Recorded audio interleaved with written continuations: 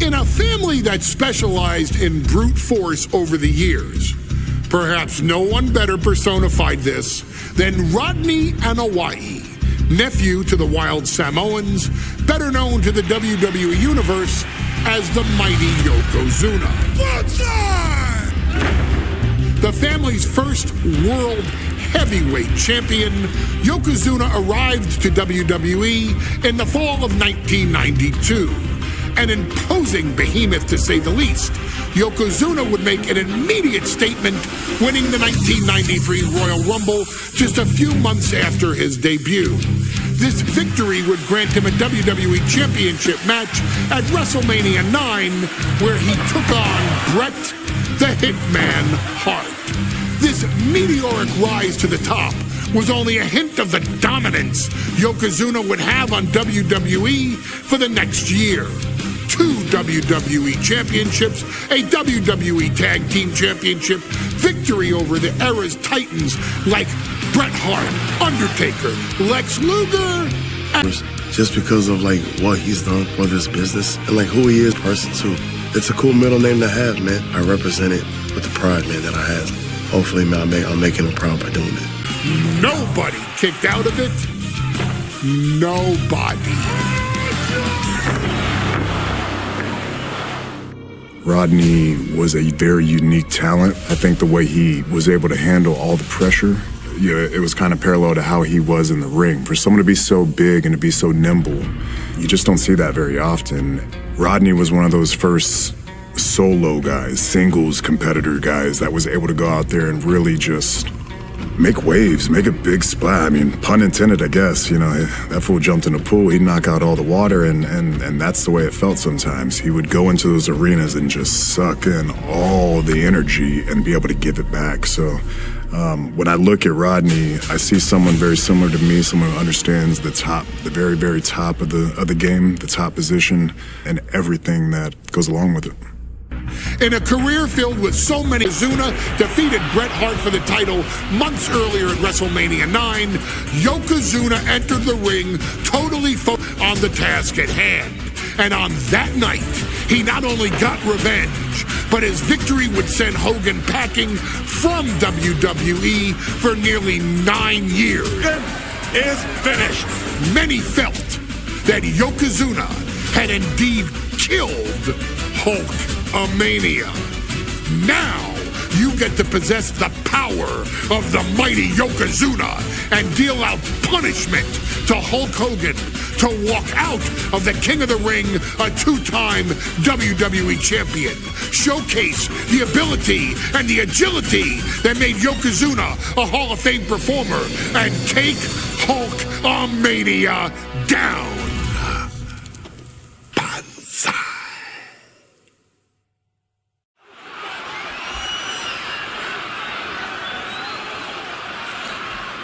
Ladies and gentlemen, this is an event of international magnitude. Photographers from around the world as they are documenting Yokozuna's every move. Coming down the aisle with Mr. Fuji is the challenger from Polynesia Islands, weighing 550 pounds, Yokozuna! One thing, Corey, he's 550 pounds, bigger than he's ever been. And I understand Hulk Hogan trimmed down so he can have more speed, more endurance. But I'll tell you something, Hogan's got to take him out early.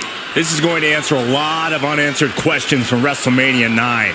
A lot of pressure on the president of WWE for what he did. But this is Yokozuna versus Hulk Hogan.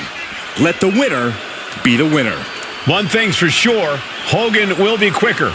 He will be faster than he's ever been in any previous title defense. Well, this is going to be interesting because he's wrestling a fresh Yokozuna this time.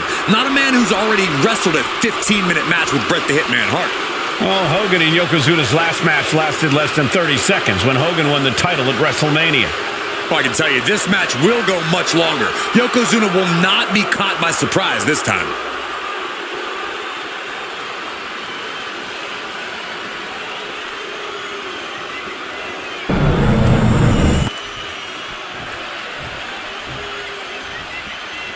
Listen to this. What a phenomenal ovation for the WWE Champion. His opponent, coming down the aisle with his manager, the Mouth of the South, Jimmy Hart, from Venice Beach, California, weighing in 302 pounds, the WWE Champion, Hulk Hogan.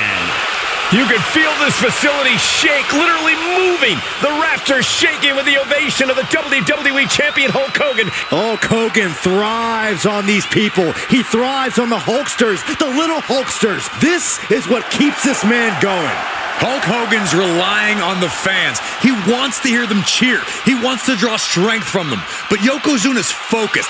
He has not taken his eyes off Hulk Hogan. He is ready, believe me. The Hulkster ready for war, and you can bet, ladies and gentlemen, it will be warfare here. Well, he's been saying for weeks that he is going to be the first man to slam Yokozuna. Oh, nobody slams Yokozuna. Well, we'll see. Hulk Hogan wanted to prove it was not a fluke that he beat Yokozuna. And now, we're going to find out if it was a fluke or not.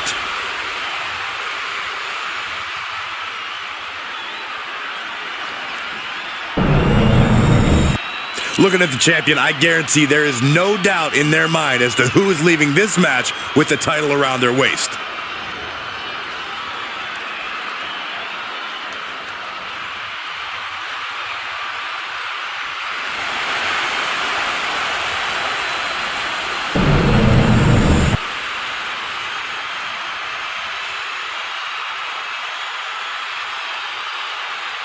And 50-pound giant right through the ring.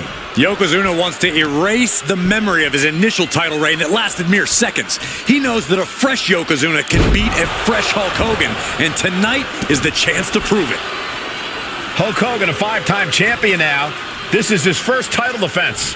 The Hulkster has spent the last 2 months in Hollywood due to prior commitments, but you've got to understand that Hulk never expected to be WWE Champion coming out of WrestleMania. Well, now that Hogan has emerged from his paradise, the gravity of this situation with Yokozuna is going to hit him like thunder. Ouch. We know each man's strategy coming in. Yokozuna has added 50 pounds to his frame since WrestleMania, while Hogan has actually slimmed down since he captured the WWE. This is quickly turning into a slugfest. It looks like we've got ourselves a brawl here. Just teeing off with that fight forever vibe. Two titans trading strikes and refusing to back down.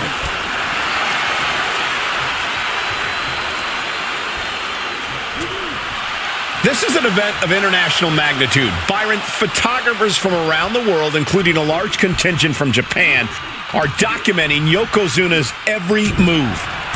A lot of pressure on the former champion.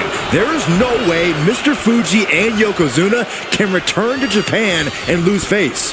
And the Hulkster may have some self-imposed pressure. He not only wants to win, he stated that he wants to pick up the 550-pound Yokozuna and slam the Giant's carcass through the ring. And here comes Hogan. Oh, drop to the mat. Hogan's in deep trouble. Oh, maybe not. Maybe not at home. Here comes the Hulkster. Oof, that's not what he had in mind.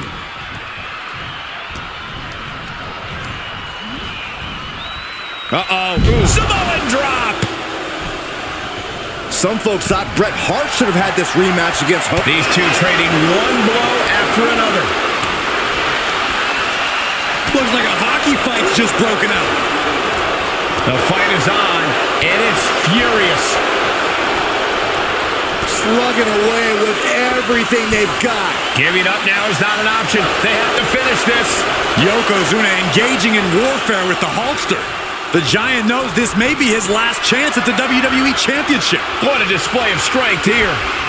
Oh, right to the throat. Oh. Boom. Did you hear the impact? still so much more action to come after this amazing matchup. Of course, we have the King of the Ring finals later, but before then, there will be an 8-man tag team match with the Steiner brothers and the Headshrinkers on opposite sides. You want to talk about unfinished business from WrestleMania? Those two teams went to war back in Vegas, and I expect even more hard hits here tonight. And Yokozuna just loves backing Hogan into a corner like this. Relentless domination of the champion. And Mr. Fuji looking on with much approval. There's no mistaking what that sinister smile of his means. Launched right out of the ring. And this one's taken to the outside.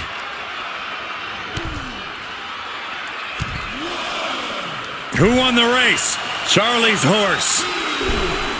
Can we talk about Yokozuna's meteoric rise in WWE? He's accomplished quite a lot in a short amount of time. Look out! All the way to the outside! Trying to do as much damage as humanly possible. But at what cost? Oh, Yokozuna counters. Brought back into the ring from the floor now. Perched up top. A diving knee drop.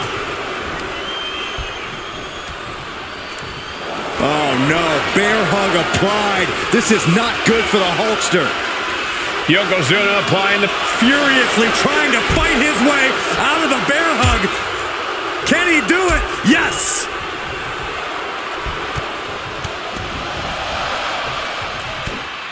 Oh no. We've seen this before. The WWE Universe. And closes the door. That's gotta crush your spirit. Ooh, a little shove. As we get deep into this match, you have to be impressed by a man the size of... Yoko now. Belly-to-belly slam. That's got to be the end of Hulkamania. Jimmy Hart trying to rally. And a kick out by Hogan with authority. Hulk Hogan's not done yet. Hulk Hogan is coming alive. Yokozuna back to his feet. Big chop to Hogan. And Hogan's starting to hulk up here. How many times have we seen this over the years? These massive strikes from Yokozuna having absolutely no effect on Hogan. Hogan fired up. Hogan's ready to go. Hogan feeding off the energy. And here comes Hulk. And Yokozuna being backed up to the ropes. Big boot! I can't believe Yokozuna's still standing. Hogan continuing to pour on the offense. A second big boot, but Yoko still on his feet. Don't let up, Hulkster. Keep swinging, keep firing away.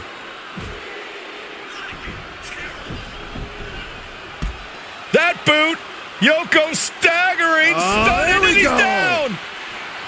Drop the leg, Hogan! Drop the leg! Hogan, leg drop! Here's the cover on Yoko! Who kicked out of the leg drop? What? Get Mr. Fuji out of there! Hogan feeding off the energy. Whoa, wait a minute. What is that photographer doing on the apron? There's a match going on. What the heck? What was that? What in the world just happened here?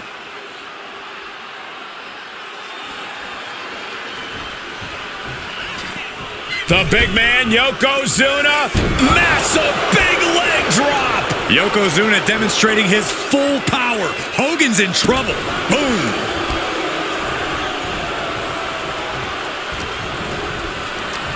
Hooked up. Nothing fancy there. Spinning Uranagi. Looking for the victory. There's two. And Yokozuna is once again champion.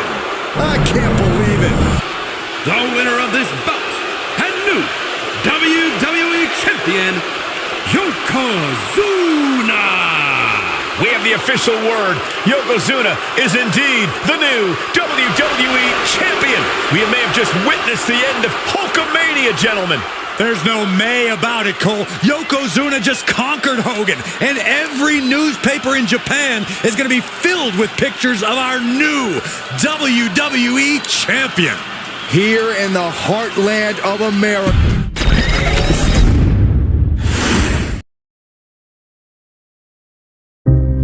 Our next chapter sees the showcase spotlight shine on an area in which the family built their legacy: tag team wrestling.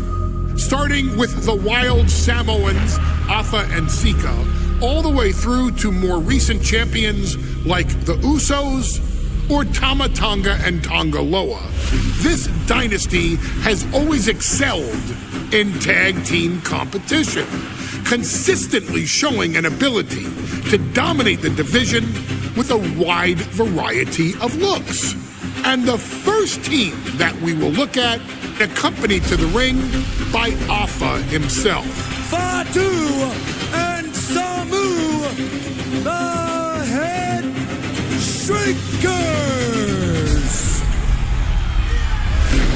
They put the fear in people's hearts. That's what the Headshrinkers did back in the day. Second to none in that ring. You know, hard-nosed, battle-tested. They went for it every single night. More astute fans may also know that early in their journeys, Samu and Fatu were managed by me, Paul Heyman, then known as Paul E. Dangerously, and the SST, the Samoan SWAT team. The Samoan SWAT team is here. Vengeance is mine. Already an imposing force that early on, their future greatness was obvious to so many industry experts. Afa, more than anybody, knew he had the team on his hands, with Samu being his son and Fatu his nephew. The tribal elder was able to mentor both, instilling in them the same unrelenting approach to competition that made the wild Samoans world famous. The team toured through regional promotions before a quick stop with me in WCW, but WWE was always their goal. The Headshrinkers are coming! Upon arrival, it was clear that the dynasty's next generation had indeed arrived, immediately drawing comparisons to their world-renowned predecessors. 10 years before it became cool to say, Samu and Fatu displayed ruthless aggression in the ring, overwhelming opponents before the bell and continuing the non-stop attack until their hands were raised in victory. Deceptively agile for men of their size, they brutalized the opposition with devastating dives from the top rope. The duo would eventually go on to capture the WWE Tag Team Championships in the spring of 1994, fulfilling the promise and carrying the legacy to even greater heights. At WrestleMania 9, the Headshrinkers' one and only in-ring WrestleMania appearance saw them taking on Rick and Scott, the Steiner brothers. Be prepared, Steiner brothers. We're gonna give you a pain that you have never felt before. While I'm not one to make excuses, I am one to give opportunities to you, our expert gaming member of the WWE Universe. And so, today, you have the opportunity to make things right. WrestleMania 9, Las Vegas, Nevada. The Steiners performed at a near-perfect level that day, able to find every reversal and in the chaos emerge victorious. We are asking you to fix that. Stop them in their tracks and get the Headshrinkers that WrestleMania victory you and I both know they deserve. But if you're not careful, you're going to find yourself reliving the very same memories that have haunted Samu and Fatu for years. Steiner lines, suplexes, Frankensteiners that will all bring your evening to a vicious, miserable end.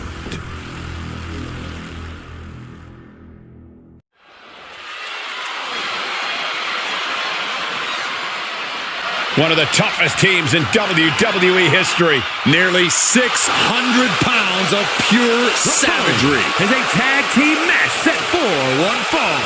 On the way to the ring, accompanied by Alpha at a combined weight of 565 pounds. Samu and Fatu, the Headshrinkers. Fair warning, this one may not be too pretty, guys. You talk about rugged individuals. These are two tag teams that can really bring the fight to anyone that steps in their path. Yeah, there's about to be a seismic collision in the ring.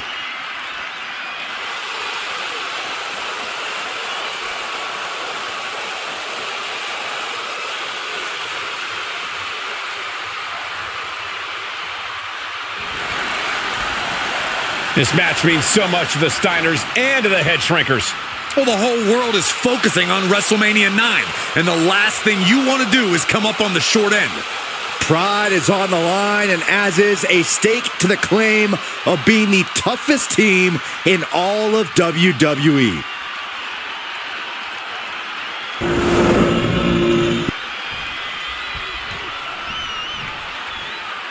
The Steiner brothers getting a tremendous ovation here in their first WrestleMania, and we'll see if they can carry on Michigan's winning ways. And their opponents, at a combined weight of 531 pounds, Rick and Scott, the Steiner brothers.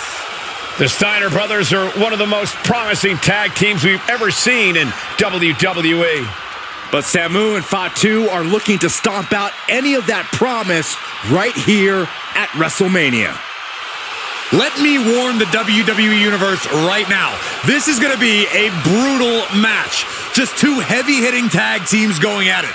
Physical, smash-mouth wrestling. And like Saxton said, it won't be pretty at all.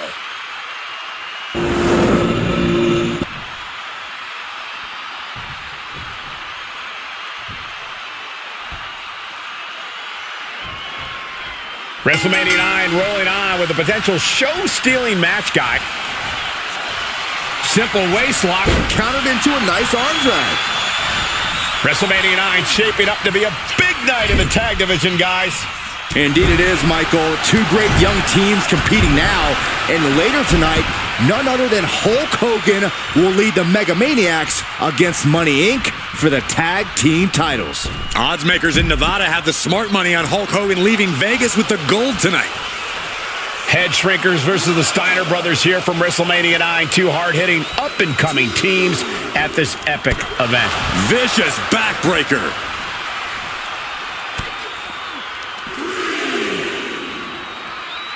Uh-oh. Backbreaker.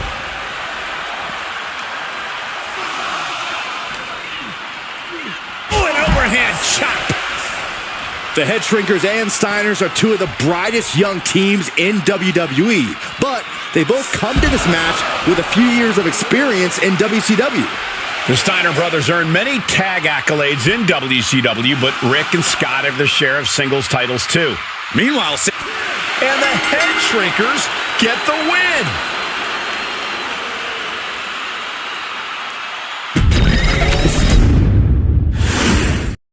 WrestleMania 9 rolling on with a potential show-stealing match, guys. Two very hungry tag teams facing off. Indeed, Michael, the Headshrinkers and Steiner brothers are both new to the tag division in WWE, but both teams are off to an amazing start so far. You have to imagine whichever team wins this high-profile fight from the apron.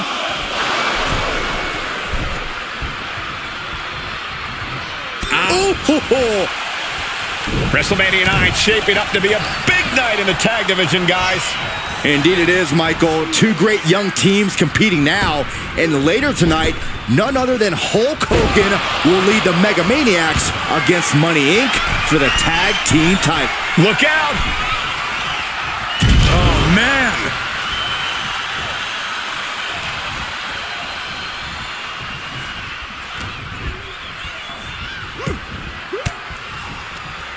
With the counter. Oof! Lands the haymaker. Placing him in the corner.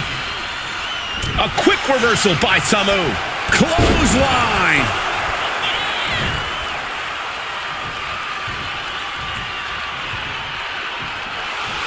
A warning and a challenge from Samu.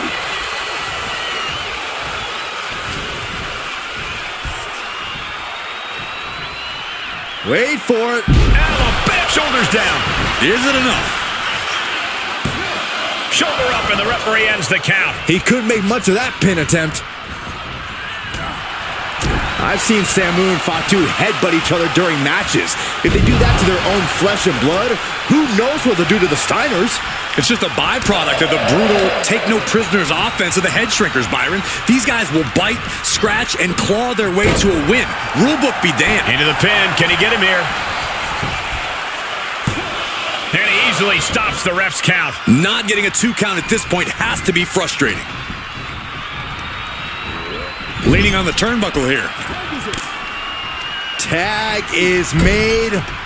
What is on the horizon here? Opponent perched on the shoulders. They're climbing the rope. What in the world? No, no! A double team avalanche DDT. The Headshrinkers and Steiners are two of the brightest young teams in WWE, but they both come to this match with a few years of experience in WCW. The Steiner brothers earned many tag accolades in WCW, but Rick and Scott have their share of singles titles too. Meanwhile, Samu and Fatu were never quite able to break through before WWE. You know that has to serve as motivation for the Headshrinkers tonight. And he goes crashing to the outside. Thinking of going high risk here. Watch out. What? The 1-2 punch of high risk, high reward.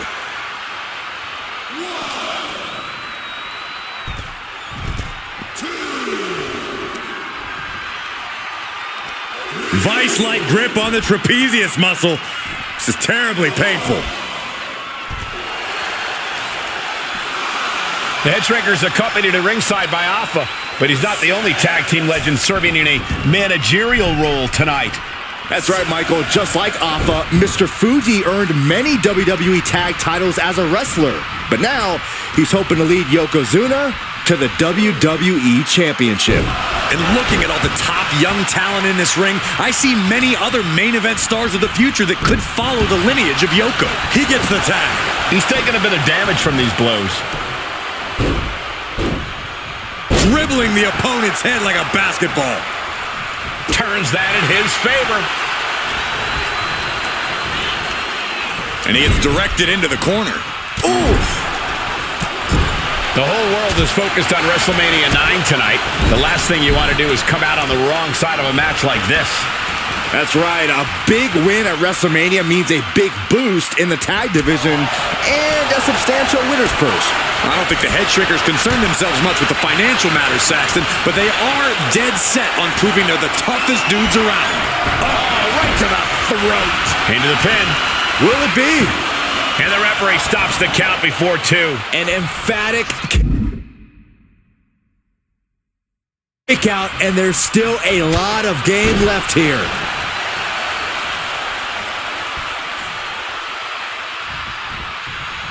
Pinpointing the leg in the corner. Pain must be shooting through that leg now. Oh, Steiner fell right into that one. Tags made. Steiner's looking to put their opponent away. Heading up now to the top rope. Here comes the classic move. Steinerizer. Is that enough to finally put down the Headshrinkers?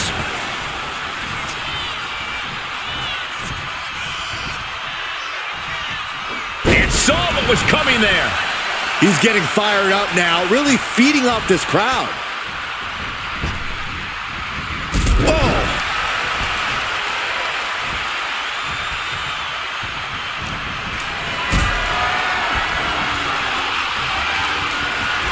Carrying the opposition. What's the thought here?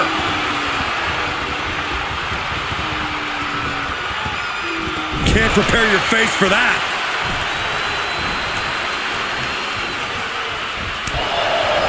And all that Steiner muscle did him no good there. Fatu looked as brutal as ever on that exchange.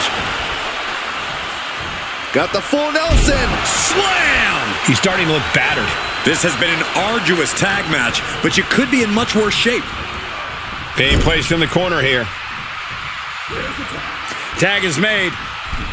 Can only imagine what... Oh, my God. Not this. Oh, yeah. Doomsday device. Man. A power slam. Fatu taking a moment to soak it all in. Oof. Hip attack. Unpleasant view there.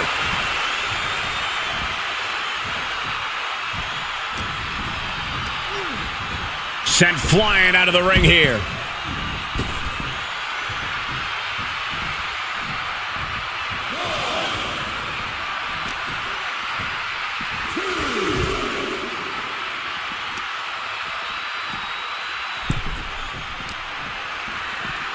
Whip back into the ring. Yes, there's the tag. Oh, man, he is fired up now. He's able to slip away from that. Caught with a punch.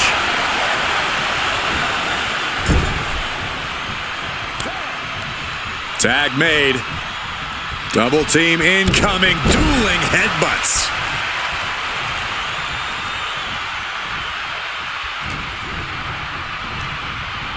Over the top and lands awkwardly outside. From the top. Oh, God, terrible landing on the outside. What a spectacular misfire. And that is why we say don't try this at home, viewers, because of terrible miscalculations like that. Climbing to the top. What's he have in store? Blast off. Delivers the elbow.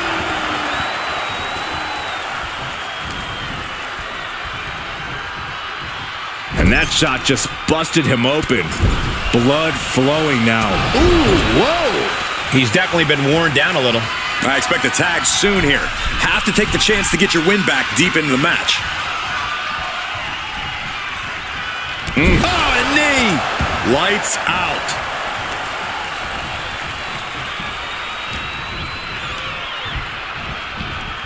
And into the corner he goes.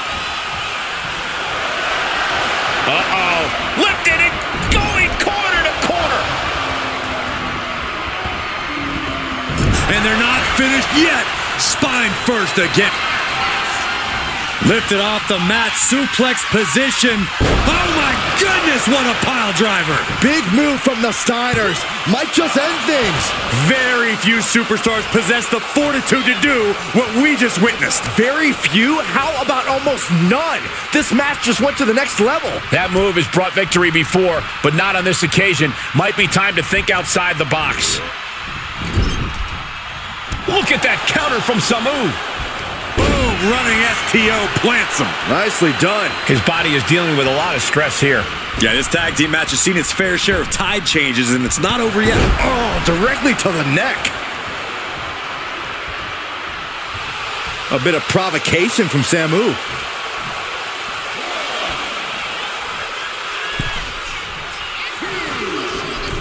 Hip toss. Inside out.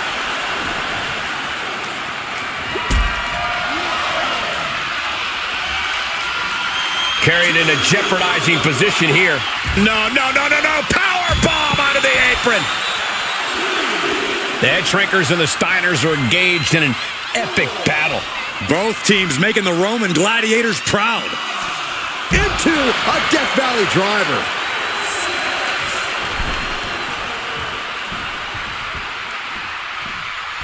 We could see a count out here. And he throws the opposition back into the ring.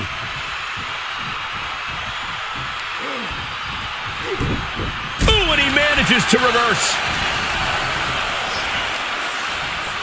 Up on their shoulders. Wow. Down in a hurry.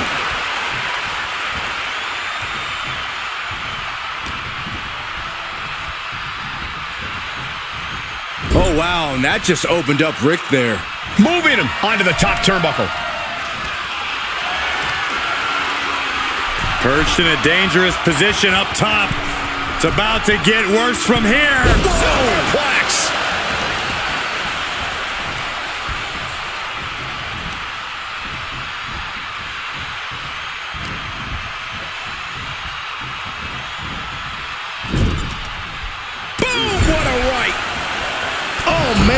jarring headbutt. Taking on even more brutal damage there. Yeah, he could really use a miracle right about now. Just ruthless. And we are really seeing the amazing skill sets of all four men in this tag team showcase. Well, we already knew about the brawling of the Headshrinkers and the grappling of the Steiners, but men as big as these four behemoths should not be able to fly around the ring like they have thus far. It is made for an extremely tough act to follow, guy. Tag. Double team coming. Oh, face first. And the Headshrinkers just might have it.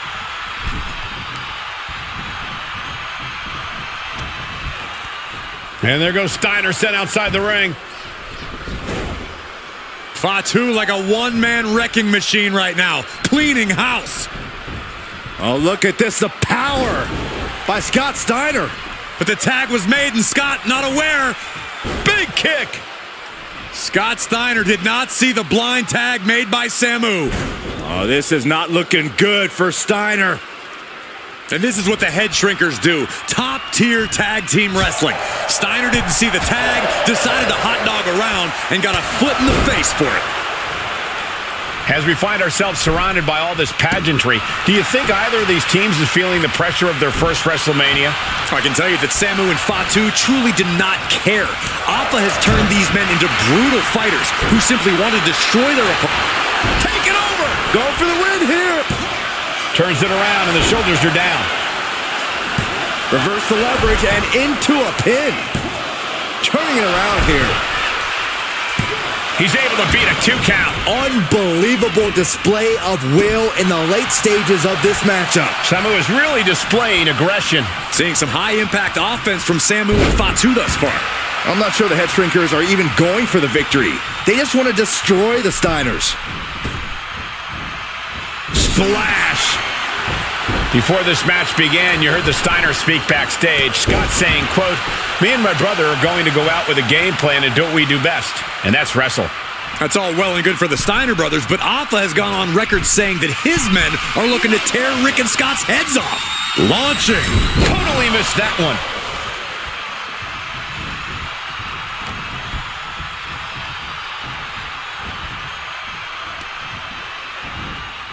Oh, no! Draped across the top rope. He's in a bit of agony now. At this point in the match, I say make the tag and recover as much as you can. Ooh! He makes the tag here.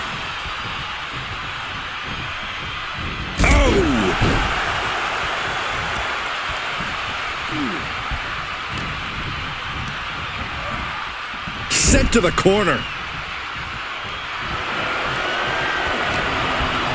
What's he in for? German suplex.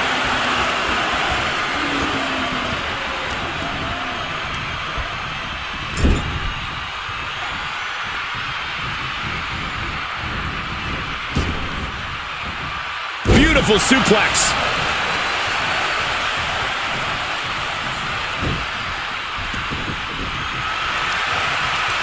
Steiner's caught with a reversal. Oh my goodness! Kick to the spine. Using the cranium. Jarring impact.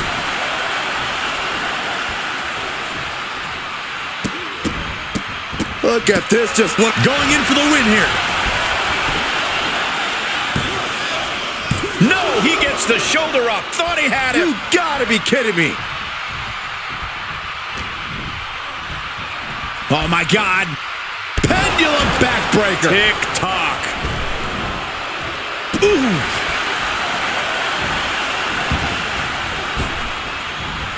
Oh, what a jumping headbutt. Steiner looking powerless to every attack. The Headshrinkers smartly keeping themselves out of the grasp of Rick and Scott Steiner. There is a method to the madness of the Headshrinkers. Standing drop kick. Great ups.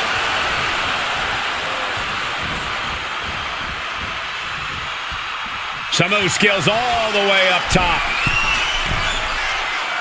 From the top. Diving headbutt.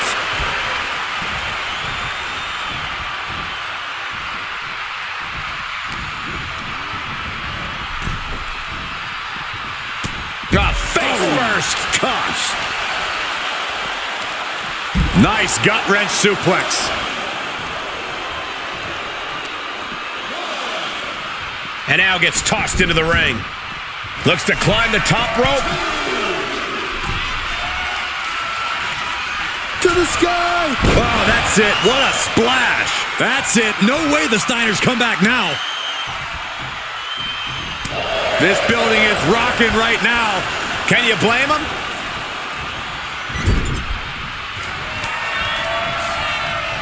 Oh, tag. Double team coming. Oh, face first. Steiner looks absolutely out of it. Oh, this could be over.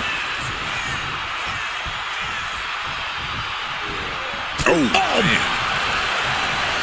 This could be it. And the Headshrinkers in. Here are your winners, Samu and Fatu, the Headshrinkers tonight. Samu and Fatu making their family proud and proving themselves as top contenders in the tag division.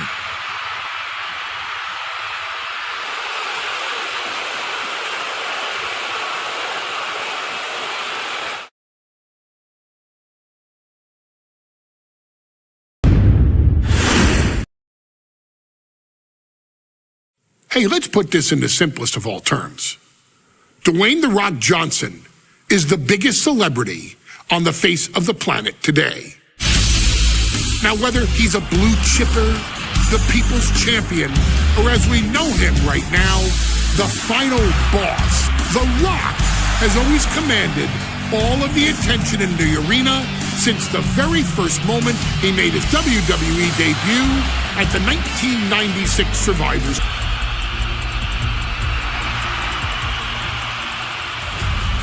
Who had competed in WWE rings before him. Dwayne had the huge responsibility. There's a legacy, and you have to take it so seriously. Even with incredibly high expectations, the Great One surpassed them all. Along with the usual achievements, if your name is The Rock: 2 Intercontinental Championships, 5 Tag Team Championships, 8 WWE Heavyweight Championships, a Royal Rumble victory, not even to forget the fact that The Rock once led an entire nation. The Rock has one of the more noteworthy feats in WWE history, earning WrestleMania victories over Hulk Hogan, Stone Cold Steve Austin, and although I think I may have just done that, but indeed, he has. On a Thursday night in February of 1997, The Rock, still known as Rocky Maivia, would find himself challenging for the WWE Intercontinental Championship, only a face that would ultimately become one of his most familiar and hated rivals, Triple H, Hunter Hearst Helmsley. Seemingly overmatched by a more seasoned opponent, a youthful Rock would demonstrate all the traits that have come to define him in the years since. Tenacity, high IQ, and that legendary Samoan strength to ultimately surprise Helmsley and kick off the first championship reign for Rocky Maivia.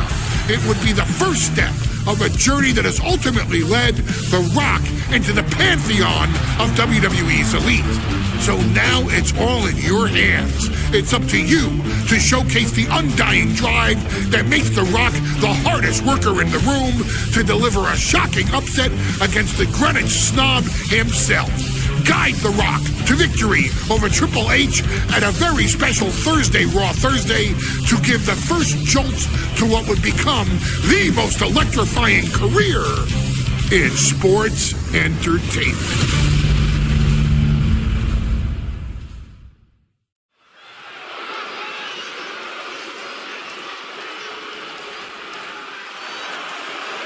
And here comes the #1 contender, at least for tonight, Rocky Maivia. The following contest, scheduled for one fall, is for the WWE Intercontinental Championship. Making his way to the ring is the challenger from the South Pacific, weighing in at 275 pounds, Rocky Maivia. A blue chip talent with a bright future.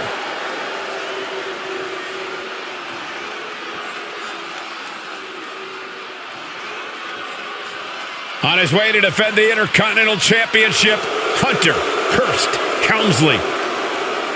His opponent from Greenwich, Connecticut, weighing in at 246 pounds, the WWE Intercontinental Champion, Hunter Hearst Helmsley. Helmsley is scheduled to face another challenger at an upcoming show this Sunday, and he's taking the risk, stepping in here against the newcomer, Rocky Maivia. Well, you can consider it risky, you can consider it overconfident, but any way you look at it, it's a dangerous move by Helmsley to take on an athlete who has been on a real roll. Rocky Maivia has been successful thus far in WWE, and Rocky is focused. Rocky is only thinking about... You can see it in the eyes of each individual.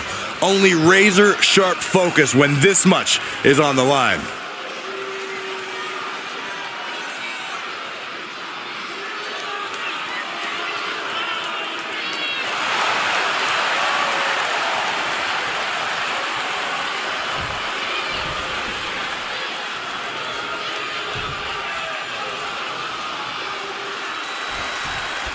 The Intercontinental title hangs in the balance. Tonight in a match between our refined champion, Hunter Hearst Helmsley, and the young challenger, Rocky Maivia. Rocky Maivia has a lot to prove here. The third-generation up-and-comer would love nothing more than to grab his first championship tonight and send a message to the WWE that Rocky Maivia has arrived. But Hunter Hearst Helmsley will do everything in his considerable power to stop that from happening. And as far as Helmsley is concerned... The Cobra Clutch is applied. The Cobra Clutch! Expertly executed hold. Elbows trying to free himself, and he escapes.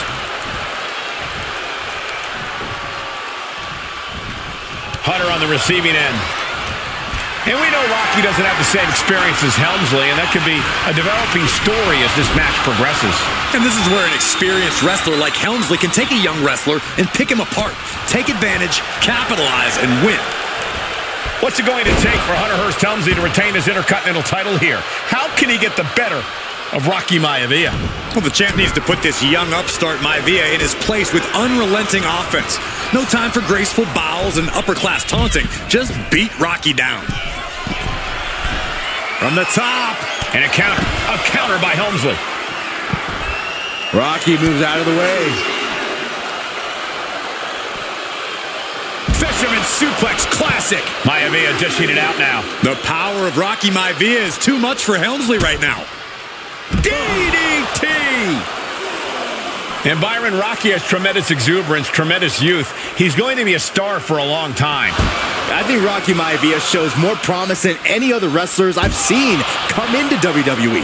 You talk about second-generation wrestlers, but with Rocky, you're talking about 3 generations. This guy is going to be phenomenal. Don't know if the ref is loud enough, but this is getting close.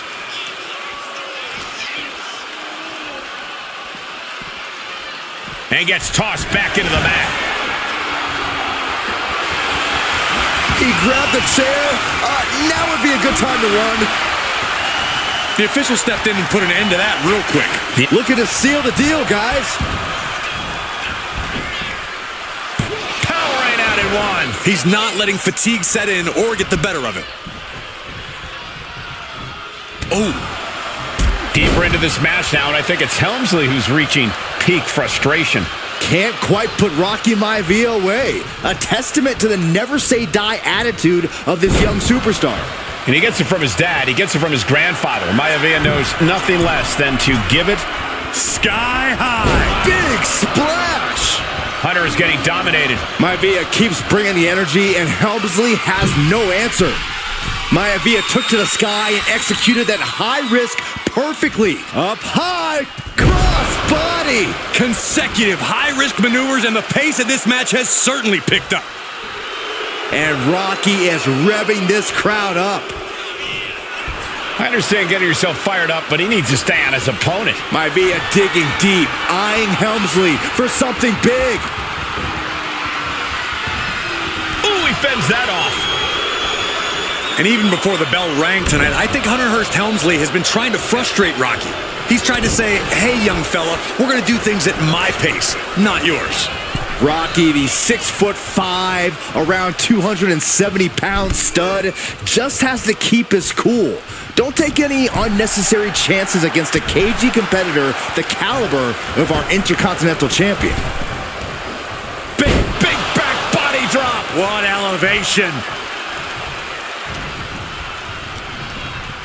Oh, and he gets discarded out of the ring. Maivia way up high.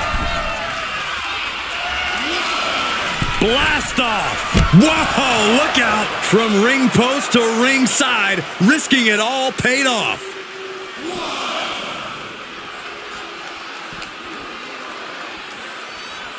And he slides him back to the mat.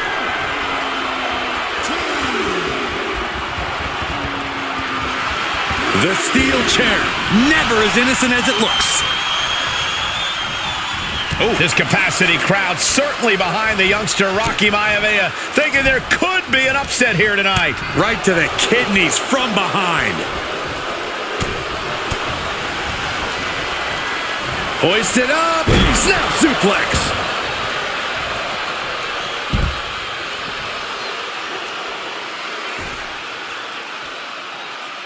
Setting course to the top turnbuckle. Perched up top. Good Lord, taking flight. They got all of that. Just taking flight and soaring through the sky. Tossed back into the ring.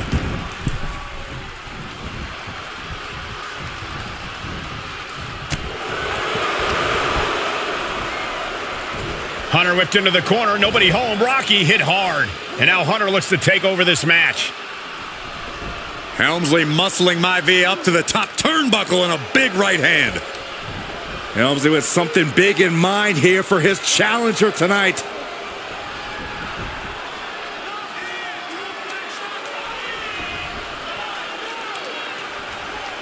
Well, this is just blatant disrespect from the arrogant champion.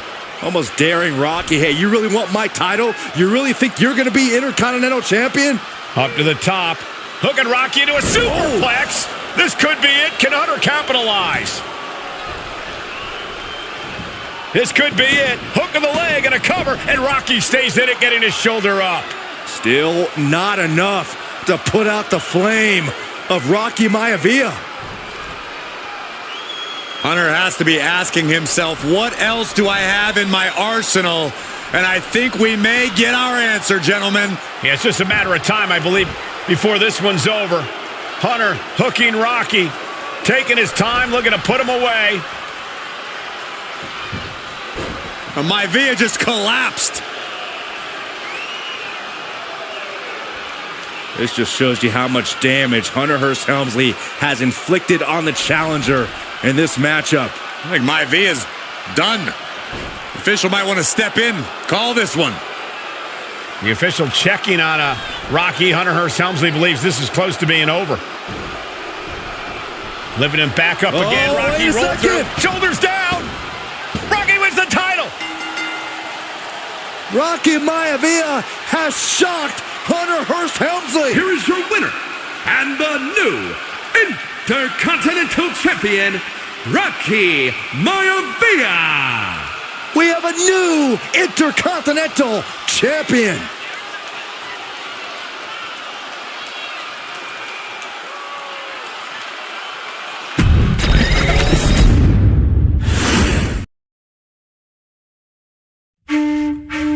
In a family of elite combat athletes and top-tier performers, the final boss has always stood out, even when he was just a blue chipper.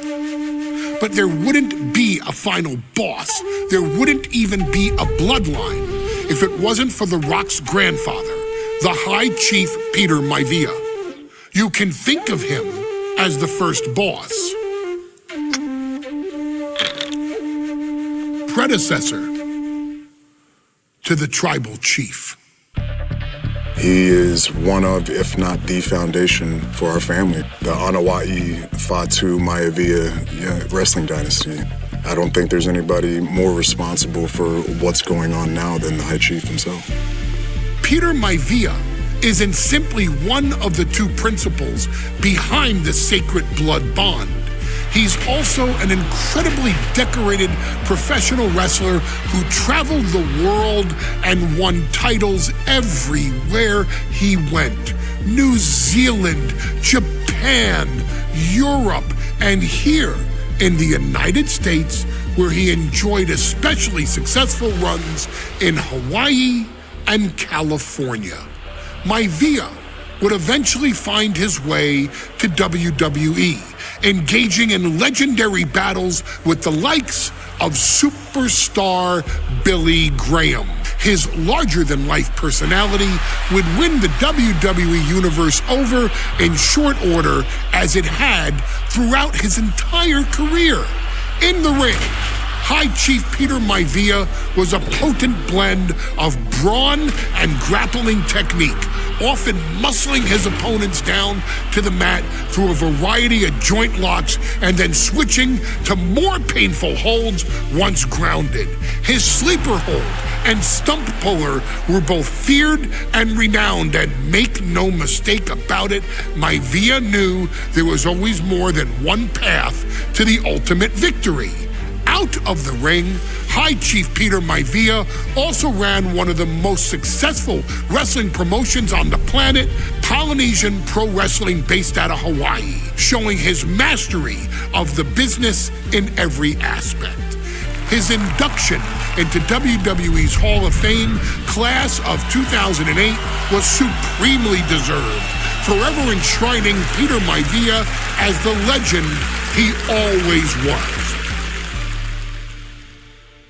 And now, we present to you the opportunity to walk in the boots of the legendary High Chief Peter Maivia, facing off against one of the most legendary WWE rivals, George the Animal Steele. You will settle this score once and forever, and showcase the overwhelming strength of Peter Maivia, which has ever since remained as a hallmark for every single solitary member of this bloodline. Steele is no easy battle, though. He thrives in the chaos, one of pro wrestling's true madmen. He'll even try to eat part of the ring if he thinks it'll help him break you down. So do your best and honor High Chief Peter Maivia properly with a resounding victory.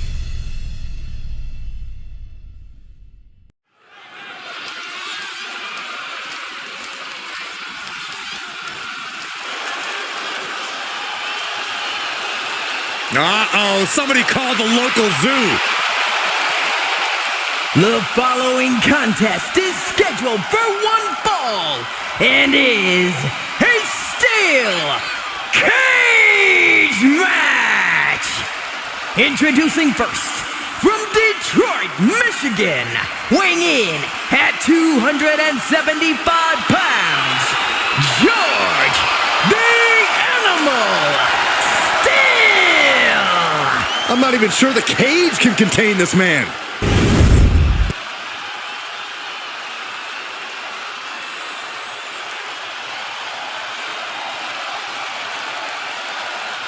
And strolling down the aisle, the opponent of George Steele, Peter Maivia. Always a chaotic matchup. His opponent from the Isle of Samoa, weighing in at 275 pounds, High Chief Peter Maivia. Steele had better keep an eye on Maivia, because Maivia is a true brawler. Few men can handle the chaos of the animal inside a steel cage, but I believe the High Chief is ready.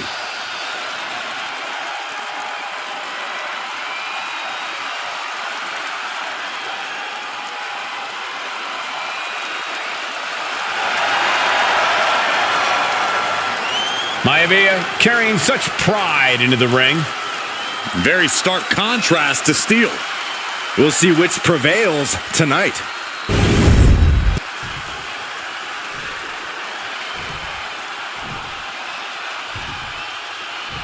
High Chief Peter Maivia taking on George the Animal Steel in a steel cage match. Quite a heated history between these two guys. Yeah, Michael, and I think it's because Maivia is one of the few superstars brave enough to take on the Animal. Most of their contests have ended in countouts or disqualifications. Thanks to the cage, we'll get a decisive victory in this one. Well, that really depends on if a cage can even contain that. Ooh. When a man like Peter Maivia signs up for a match with the Animal, he doesn't know what to expect, just to expect anything in the world. Peter Maivia knows full well that he's in for some unusual treatment tonight. In fact, Steel often has trouble finding opponents due to his erratic nature. But when it comes to competition, the High Chief wants to prove he's worthy of that name. Peter Maivia will take on any competitor, no matter the difficulty. Big back body drop. Oh, you see the height on that? The High Chief just refusing to be intimidated. The Animal perched up top, diving leg drop. Momentum is all with Maivia now. And you can see Steel is struggling to weather haymaker after haymaker. There it is, reversal. Nothing pretty here, just good old-fashioned fisticuffs. So much pride, so much resiliency on display. Neither competitor is backing down. Ooh! Ooh! Oh, an overhand chop. Oh, target of the arm. The Animal has to be elated to be in this steel cage against one of his biggest rivals, no less. Yeah, Byron, we've seen the Animal brandish a weapon against Peter Maivia before when it was against the rules. The High Chief better be prepared for Steel to get even crazier. Oh, Maivia's prepared all right. The man is... And he's going for the pin. Oh, my, how in the world did he kick out of that? Not yet. Stomping. Ouch.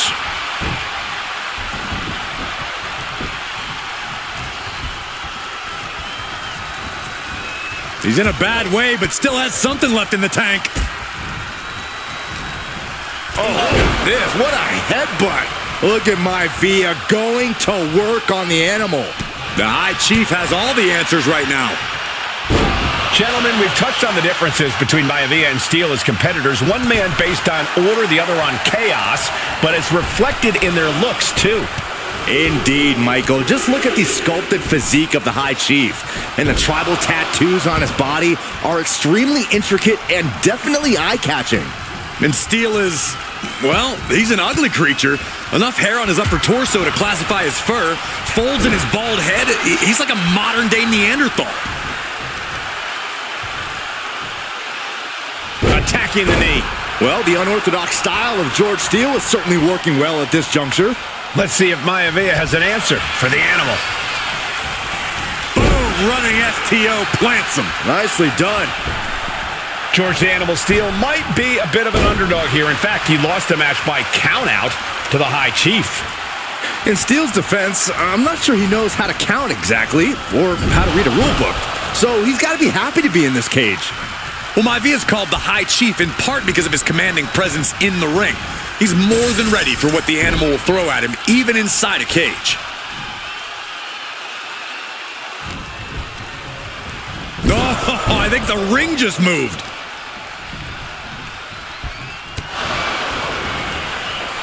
Oh my gosh, what impact! Maivia just dominated the Animal with that one. He's able to reverse it.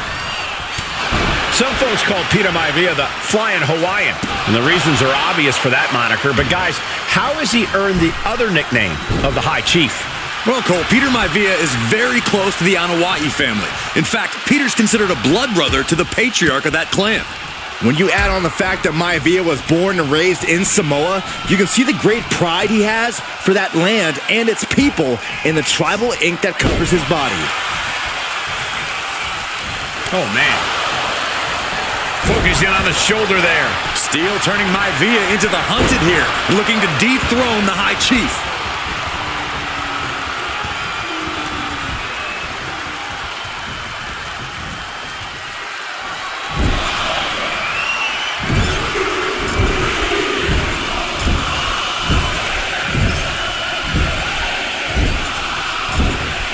Nasty hit on the face. Peter Maivia very tough, but he also has movie star good looks. Quite the combo. And it served him well, Michael. In fact, the High Chief has major acting and stunt work credits to his name. And who knows? And here we go. Oh, back first. Is it enough? Is it enough for Peter Maivia?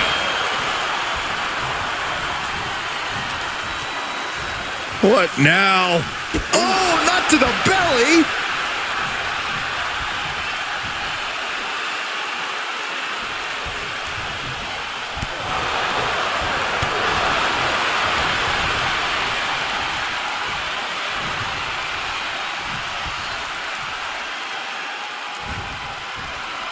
Suplex brings them down. The High Chief Peter Maivia really making a name for himself at WWE, but he's had plenty of experience on the way up. Plenty of championships on the West Coast, but he's made the biggest splash in Hawaii, where he earned multiple tag team titles. Oh yeah, Maivia is a... No, nothing fancy here. Tasting victory! Backed up! Turns the tables, shoulders down. Why on earth would he give up the pin? He's got bad intentions. He saw that one coming. Oh no, getting in position. What's he planning to do here? The arm's trapped. Not finding an easy way to get out of this one. Able to punch his way out. Headbutt. Nothing fancy there. George the Animal Steel is not a wrestler by any stretch of the imagination, guys. He's a true brawler. And he might be the best brawler in WWE, Michael. There is no shortage of fight in the animal. But you know who might be a better brawler, guys? The High Chief Peter Maivia. And when you consider that Maivia is also an excellent high flyer and a great technician, well, you can see why the High Chief is the favorite in this match, even with the steel cage stipulation. The climb to the top now is going to take every ounce of energy. Sitting on the cage, what's the next move from here?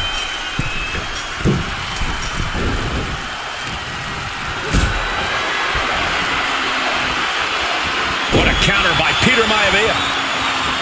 Oh no, now possibly setting up for a submission maneuver. A stump puller. This might just do it. This might just end it all. There is no mercy being shown, wrenching deep into this hold.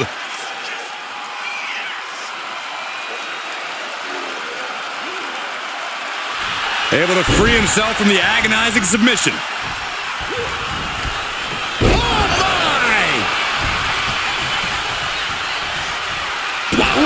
Maivia overwhelming his opponent here. Yeah, Maivia has really figured the animal out here.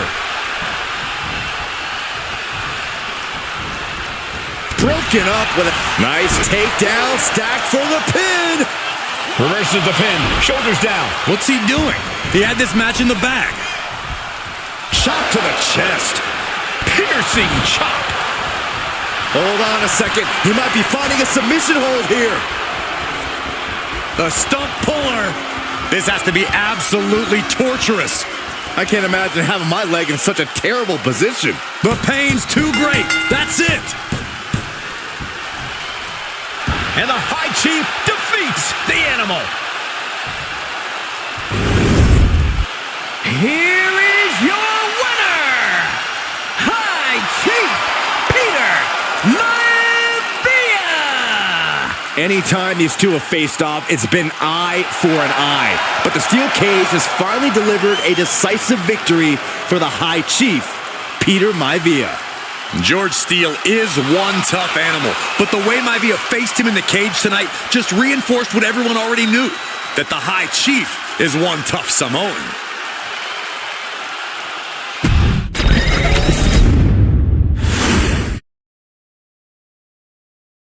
She's not like most girls. She's also not like most WWE superstars. Nia Jax, the reigning queen of the ring, is a reckoning. a force of nature that blitzes right through her competition. A cousin of The Rock, Nia Jax arrived in NXT almost 10 years ago with astronomical expectations. Undaunted, Nia Jax would dominate early opponents, finding herself competing for the NXT Women's Championship mere months after her debut. It did not take long for those running Raw and SmackDown to take notice. Well, our next pick, Nia Jax! And Nia Jax would join the Raw roster as part of the 2016 draft lottery. And since joining the main roster, absolutely no one has been safe from Nia Jax. She is a two-time women's champion. She is a two-time women's tag team champion. She competed in the men's Royal Rumble match in 2019, even getting an elimination while in the ring. Nia Jax looking to eliminate. She does. She's battled standouts like Charlotte, Bayley, and Becky Lynch. And all the while, she has left undeniable destruction in her wake. In the ring, she applies many of the same tactics that once benefited Yokozuna, even using her own version of the bonsai drop, known as the Annihilator. And just like its namesake, if it connects, your night is over. And Nia Jax remains driven for even more success, jumping at any opportunity to prove her dominance. This last year, that included entering into the 2024 Queen of the Ring tournament after earning victories over Naomi, Jade Cargill, and Bianca Belair. Nia Jax would fight her way into the finals, taking on former NXT Women's Champion Lyra Valkyria. Valkyria built a lot of momentum, defeating Dakota Kai, Zoe Stark, and Io Sky to punch her ticket into the final at the Queen and King of the Ring. With an obvious game plan, Lyra would look to stick and move, avoiding the colossal attacks of her opponent. Unfortunately, as often happens when competing against Nia Jax, Lyra made one miscalculation, and that error in judgment provided Nia Jax with the opening she needed to annihilate her competition. This is your opportunity to crown the first queen in Bloodline history. Make Lyra suffer. Make her regret ever entering your ring.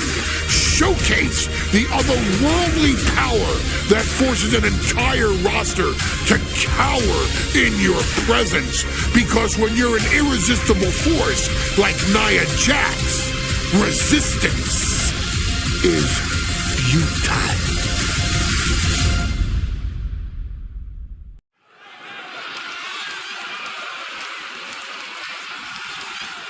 And now a dark horse will face an unforgiving titan in hopes to don the crown. Lyra Valkyria versus Nia Jax in the Queen of the Ring Finals.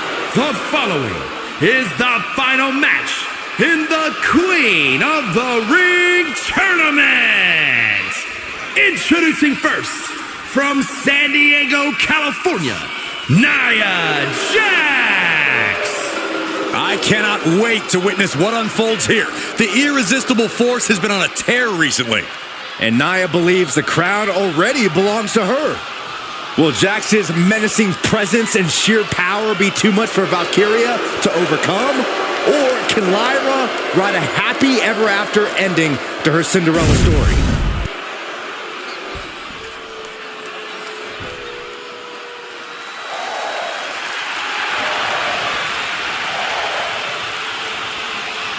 Lyra Valkyria fancies herself a Morrigan, which is an Irish goddess of war.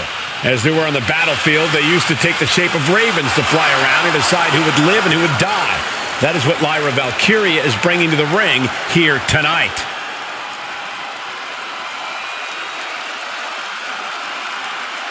And her opponent, from Dublin, Ireland, Lyra Valkyria.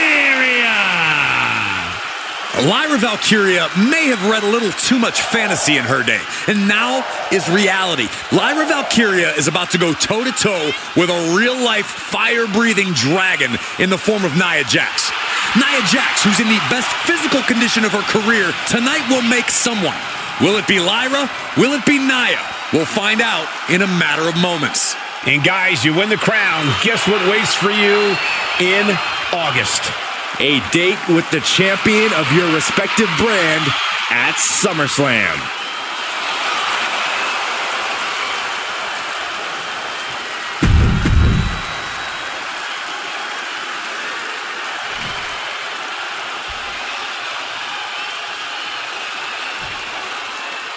And it's all come down to this, the finals of the 2024 Queen of the Ring tournament.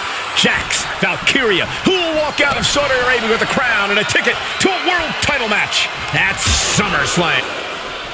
And Nia now misses wildly. Lyra goes up over the top. Nia's got it caught, though. Lyra trying to rely on her technique to bring down the irresistible force, but having no luck at the moment. I'm not sure this is going to work either. Jax just entirely too strong, but whoa! That was interesting. Nice athleticism by Valkyria. Even Jax might be a little impressed. I wouldn't go that far, Saxton. Here comes Nia, just imposing her will on Lyra Valkyria. Again, Lyra showing how resourceful she is, applying the sleeper to Nia Jax. Lyra tried to hold on. And now Nia Jax in control, and she's going to look to put Lyra away. Nobody home! Set outside the ring, and Valkyria's got a chance. Huge window of opportunity. Right now for Lyra Valkyria to strike. Lyra may actually pull this off. Lyra may become queen. Lyra has the advantage. She has Nia reeling. But Lyra can't win Queen of the Ring with Jax on the outside. This match has to end in the ring. Wow. Anything can happen in WWE. It used to be a tagline, but it's the truth, and Lyra Valkyria is living it. Over the last 12 months, Lyra has already knocked off the likes of Becky Lynch and Io Sky, but she's never faced anyone the size of Jax. This is a first for her career. Wait for it. Boom! Alabama slam. Talk about intimidation. I'm not sure if it's resilience or stupidity that's going to drive you to try and come back from a move like that. Being set up in the corner for something. Setting her up on the top rope. Ooh! Check out this power. Military press way up there. Military press slam.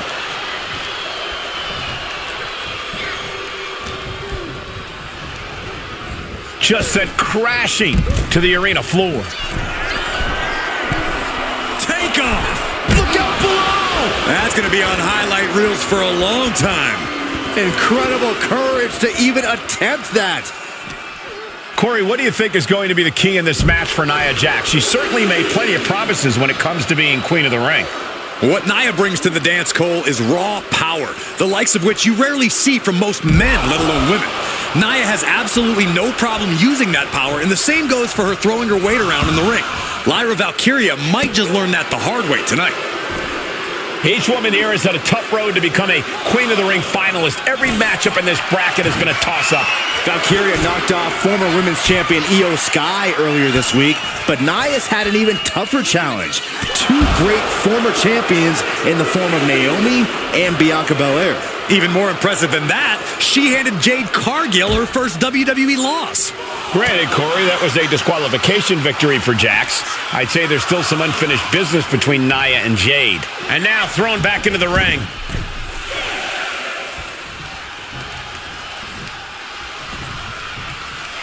Out Jax with the irresistible offense. Yeah, Nia is just buzzing right through Lyra here. Oh yeah, she is really getting fired up. Confidence is always a key for Nia Jax. She comes into every match thinking she hasn't won. But when you have this business in your blood like Nia does, that confidence is genetic. But ever since the Irresistible Force returned to WWE 8 months ago, her confidence has been on another level. And she's gaining even more confidence as this match progresses. Jax may just be unstoppable now. Multiple curb stomps.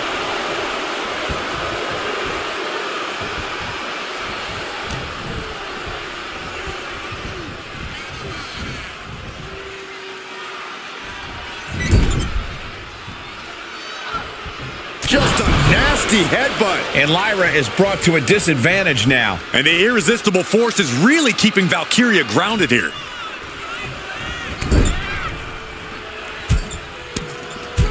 An insult to injury. In just a matter of minutes, we'll have our second Queen of the Ring. The first, of course, being Zelina Vega. But you've got to believe that Zelina will want a shot at whichever woman wins this. She beat the woman now known as Piper Niven that night, so you know Queen Zelina can strike down an enemy of any size. Oh, headbutt. Golly, Nia is just cornering Valkyria. Jax abusing Lyra, showing no mercy. I think it's a preview of what kind of queen Nia Jax would be. The kind of queen that will happily send victims to the guillotine. Taken down by the neck. Jax is showcasing her power right here. Valkyria is just going to have to endure this punishment. Lifted and completely helpless here. Holy, that was an awful landing. Many in the WWE Universe getting their first look at Lyra Valkyria. She's only had 3 main roster matches so far, and they were all in this tournament. Big wins over Dakota Kai, Zoe Stark, and Io Sky over the last 3 weeks. That's an extremely impressive start for Lyra. Wow, undefeated for 3 weeks? When Nia Jax joined the main roster, she didn't lose a match for over 7 months. And Jax has stayed that dominant for years. And Lyra only finds herself on the defensive. Just brutal attacks coming from Nia Jax. Ascending to the top rope. Taking flight. Are we heading towards a countout? I hope not. Did you see that? Risking it all and taking an awful fall. She'll take things into the ring. Oh, missed connection.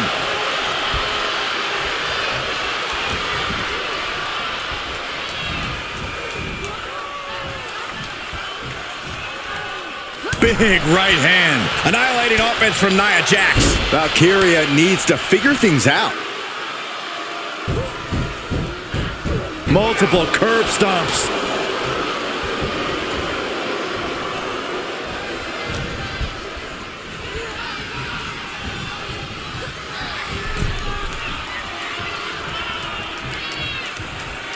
Brought in the hard way.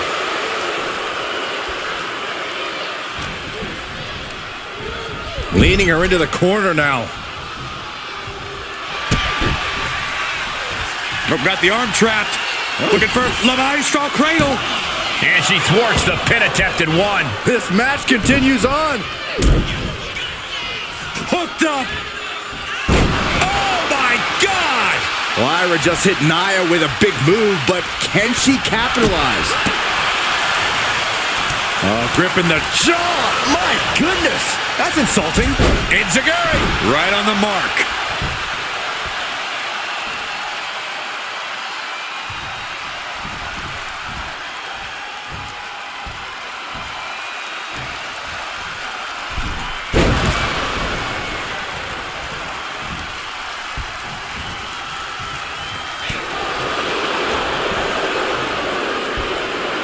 Nia with the fireman's carry.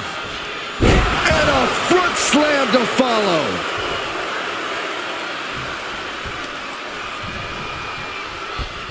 Looking vulnerable now, guys. And she fights her way off the ropes.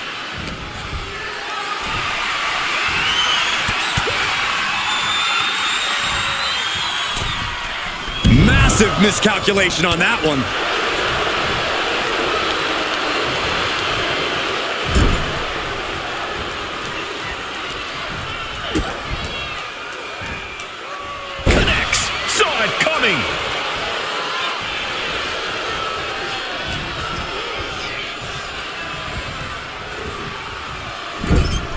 Draped into the deadly Tree of Woe position. Stuck in the Tree of Woe. And they are doing whatever they please.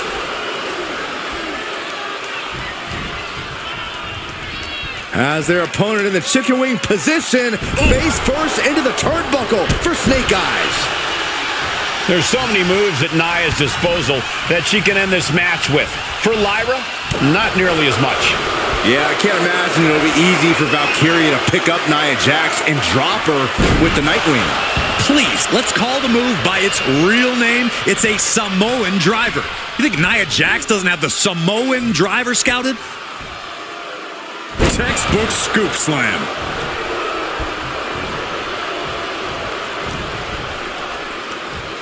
Nia looking to end this thing. Samoa drop. And Lyra only finds herself on the defensive. And I don't think anything can stop Nia Jax right now. Oh, look out. You gotta be kidding me. I can't believe what we just saw. I can't believe that didn't miss. Setting up for something here.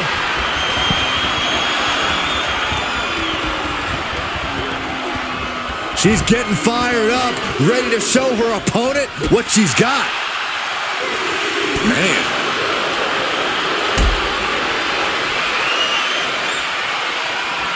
Hoisted up high here. Oh, that hurt right to the kidney. Golly. Oh, from behind. Oh, wow. Steiner. Nice. And Lyra putting together some offense. Here's her big opportunity. Lyra Valkyria powering up her opponent. And now down with the Nightwing. Lyra Valkyria got all of her. Oh, my God. How? Kicking out at one after that is unheard of. Was not able to seal the deal with her best move. Now she's asking, what more can I do? Look at the height. Oh, she missed.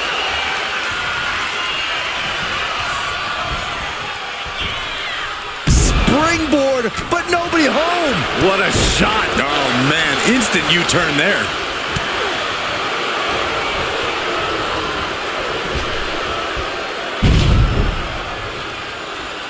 Oh, watch this. This is nasty. Brutality. Treating the cranium like a basketball. And a disorienting blow to the head there. Valkyria crushed in the corner by Jax. Squashing Lyra in the corner, and the beginning of the end may be near. And Nia now, with Lyra on her back, going to climb up to the second rope. This is a scary situation for Lyra. Oh, look at this. Maybe not. No way. There's no way. Oh, my. Oh, no. Good night, Annihilator. Here is your winner and the new Queen of the Ring, Nia Jax.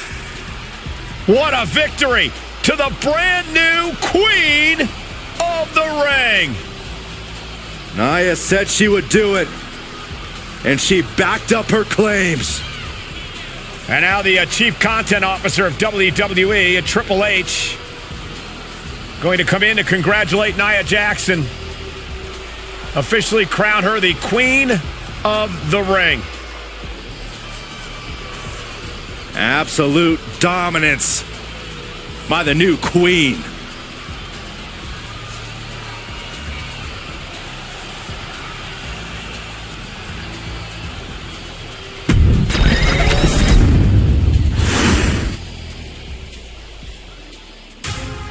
I'm sure you will agree with your wise man. Many WWE superstars say they will do whatever it takes in order to achieve success. Quite often, it's a bunch of BS.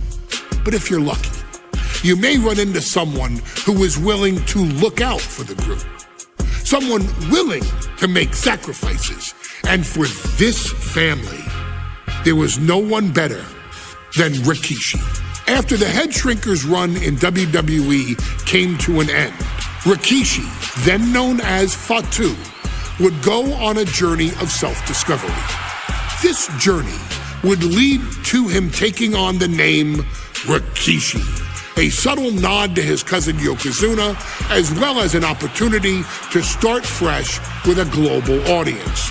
Well, my dad, when he became the Rikishi character, when you think about Samoan wrestlers, right, or mean, or aggressive, he made it like his own flavor, right? He had the blonde hair, still carried the aggressiveness, but I think he just wanted to add like a little flavor to it. It became even more popular to our culture. Rikishi blitzed WWE from the jump, devastating opponents with new tricks and winning people over with his fat-ass dance moves. That Rikishi is fat, all right. P-H-A-T. And with this wave of newfound momentum came even more success, with Rikishi capturing the WWE Intercontinental Championship and displaying incredible athleticism in iconic moments like when he dove off the top of the steel cage. The year 2000 belonged to Rikishi. But little did anyone know, Rikishi held a dark secret regarding a decision he'd made not for his own benefit, but for the benefit of the family. It was at the 1999 Survivor Series that Stone Cold Steve Austin was hit by a car in the arena parking lot, forcing him from the main event later that night for the WWE Championship. For nearly a year, all of WWE was consumed with figuring out who was driving that damn car and why Austin was targeted in the first place. The verdict came in. The car was driven by Rikishi. Rikishi would stand strong. Stone Cold Steve Austin, I didn't do it for me. I did it for The Rock. What? Rikishi would lay out a years-long gripe that WWE preferred Steve Austin to The Rock, and so Rikishi had made sure that The Rock's only competition had been removed from the picture. Rikishi sacrificed his own popularity to reach this goal. The Rock thrived while Austin was on the shelf. For Rikishi, the struggle and fall was all worth it. Rikishi knew that he would eventually have to face off with the Texas Rattlesnake to answer for his sins, and he welcomed that meeting with open arms. What Rikishi was unprepared for was for WWE to stack the deck entirely, looking to make Rikishi pay for taking out their golden goose. Stone Cold Steve Austin was allowed to drive his truck directly to the ring and was generally given the freedom to do whatever the hell he wanted in the name of revenge. We are going to make things right. This time, when Rikishi and Stone Cold Steve Austin lock horns, there will be no stacking of the deck. Someone willing to give of himself so that his family, this family, can succeed, deserves better. So get in there and showcase the never say die spirit that has led this family to victory time and time and time and time and time and time again. Use whatever weapon you can get your hands on and prove to Stone Cold Steve Austin that you will do anything for the people.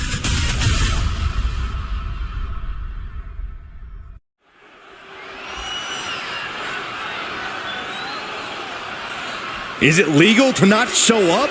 Rikishi has brutalized Austin lately. Austin will be here, Byron. I just refuse to think anything else. The following contest is scheduled for one fall and is a no-holds-barred match. Introducing first, from the Isle of Samoa, weighing in at 424 pounds, Rikishi! We have learned more about Rikishi in the last couple of weeks than we knew about him his entire career here in WWE. He said he ran over Austin not for himself, but for The Rock. Right, and now he's coming out here, and I guess if Austin doesn't show up, the general manager is going to have to come out here and declare this is a forfeit, and Rikishi's going to win it. This man makes me sick.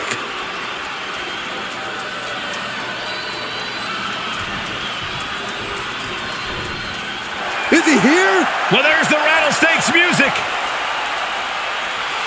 He's here. Austin's here. Stone Cold Steve Austin came here with no fear, no hesitation, just revenge. His opponent from Victoria, Texas, weighing in at 252 pounds, Stone Cold Steve Austin! Austin fought for his life to make it back here, to make Rikishi pay. Now there is no way Rikishi can escape the Texas Rattlesnake. It's been almost a year since Austin competed in the ring. Austin is a man possessed. Rikishi feels good about running over Austin and said he'd do it again. That man is sick. Well, Rikishi made two mistakes. One, trying to end Austin's life. And two, not being man enough to finish the job. Austin's going to absolutely tee off on Rikishi. This one is going to get ugly in a hurry.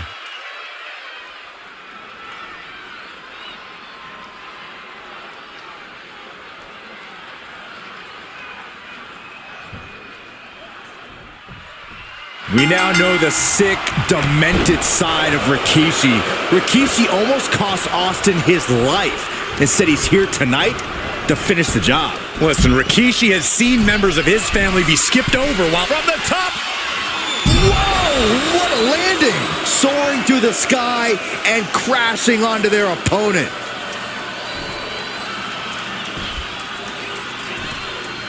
Agonizing.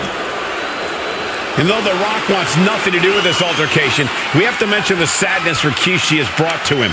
Rock might be innocent in this whole ordeal, but I feel that somewhere inside his soul, The Rock is happy with what Rikishi's done. The Rock is proud to have Rikishi and his family. No, Corey, what kind of lies are you trying to spread? We've heard Rock say Rikishi deserves what Austin is going to bring him. There's no family pride in that statement. I'm just saying that blood is thicker than water, and it's been an easier ride for Rock without Austin in the picture. And that's thanks to Rikishi. Sounds more like Rikishi is trying to take credit for all The Rock's success. Corey, Austin has been out of in-ring action for nearly a year. Does any possible ring rust factor into this match? Well, maybe if this actually was a match, but this isn't about arm drags. It's not about drop kicks. This is a fight, and there is never any rust on Stone Cold when it comes to fighting.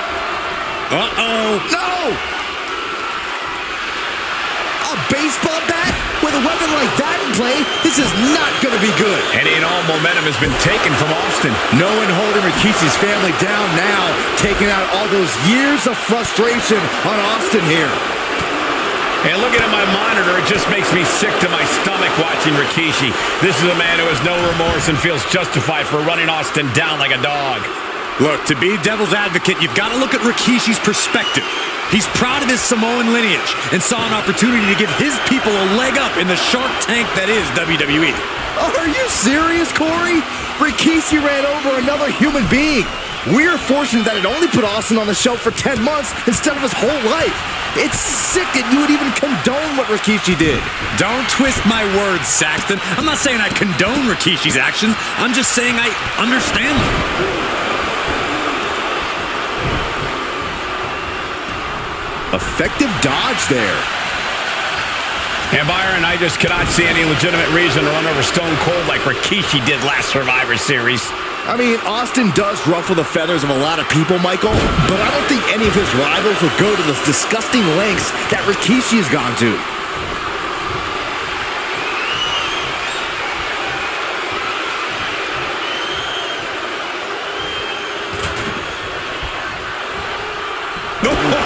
What a boot!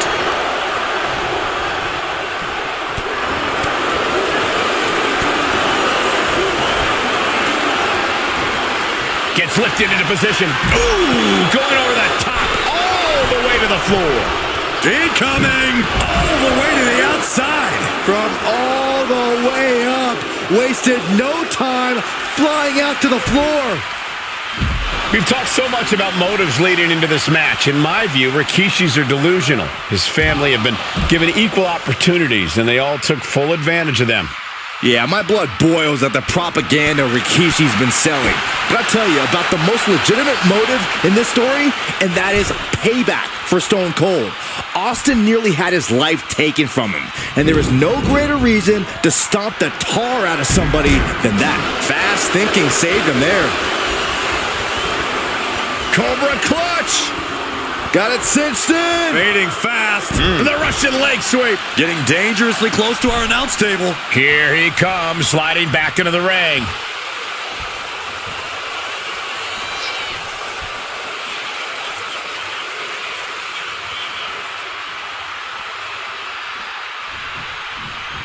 And what's he looking for here? Taken to the floor, and he's got no worries about the count.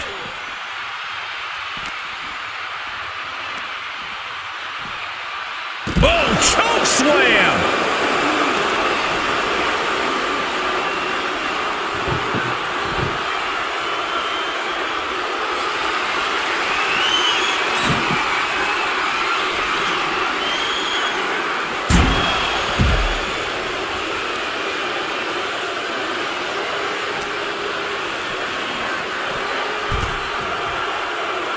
Moving into the ring.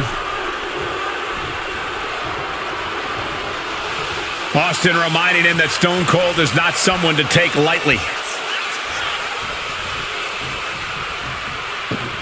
This is how a real superstar conducts himself. He's got a plan for that table, and it does not involve a dinner party. Looking for something, anything under the ring. He's got himself a shovel. I think he's looking to bury his opponent quite literally. Rikishi is all business now. Stepping out of the ring here. Ooh, pinpointing the trachea.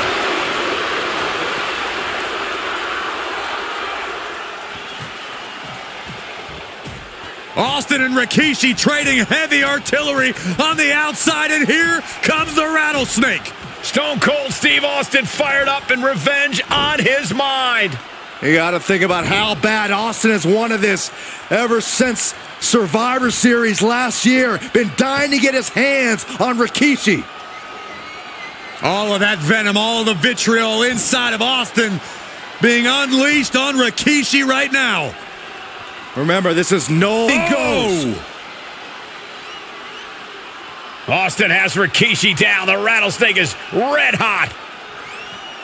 And do you hear this capacity crowd? They want more from Stone Cold. All that he wants to see Rikishi get beaten down like a pile of human filth. Tossed back into the ring.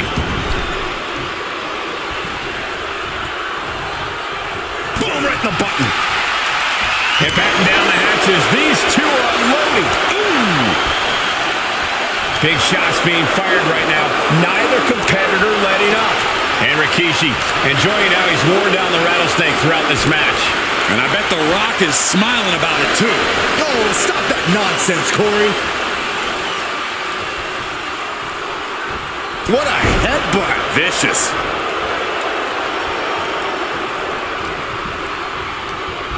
Forced to the outside. Not a good predicament to be in. Looks like he's got something in mind for ringside here.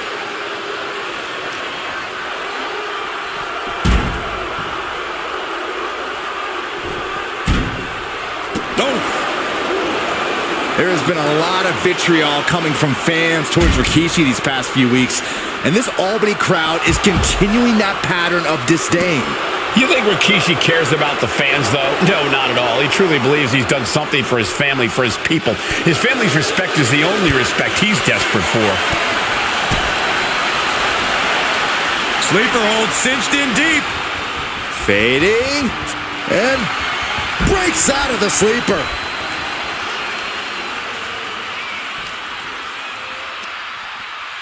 Pulled in for a belly-to-belly.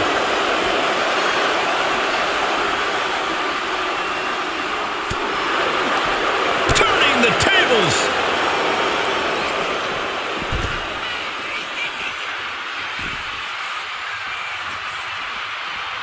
What's he hoping to find down there? That is an absolutely terrifying-looking shovel. Nothing golden about it. And we know how despicable Rikishi has been, but to throw vinegar on the rattlesnake's nest, Rikishi goes and destroys Austin's truck with a sledgehammer. Oh, hell hath no fury like a man who has his car tampered with. It's just extra motivation for every fist Austin lands in this fight. Overhand connects. Not looking good in this position.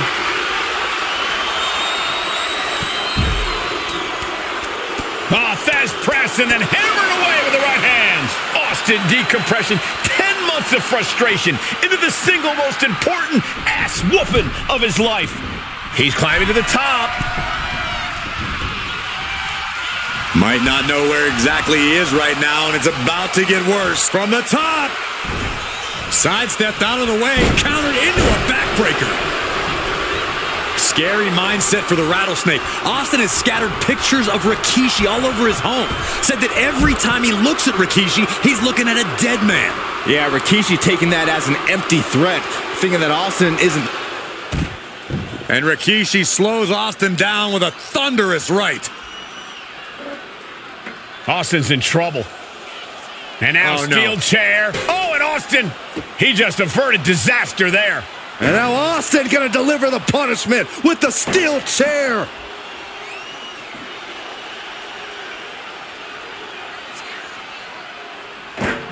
A relentless Texas rattlesnake beating the brakes off of Rikishi with a steel chair. And again, thunderous blows by Austin. Down goes Rikishi. Austin beating the hell out of him. I know Austin has good reason to be doing all this, but he could be taking it too far at this point. I don't think the rattlesnake is taking it far enough, Corey. Austin wants to put Rikishi's life in danger, just like Rikishi did to him. Oh! Ooh! Back into the ring now. Austin just looking to humiliate his opponent. No count out as he takes things out of the ring. Backbreaker. Stone Cold takes the upper hand. Austin not looking like roadkill now. He sure as hell doesn't.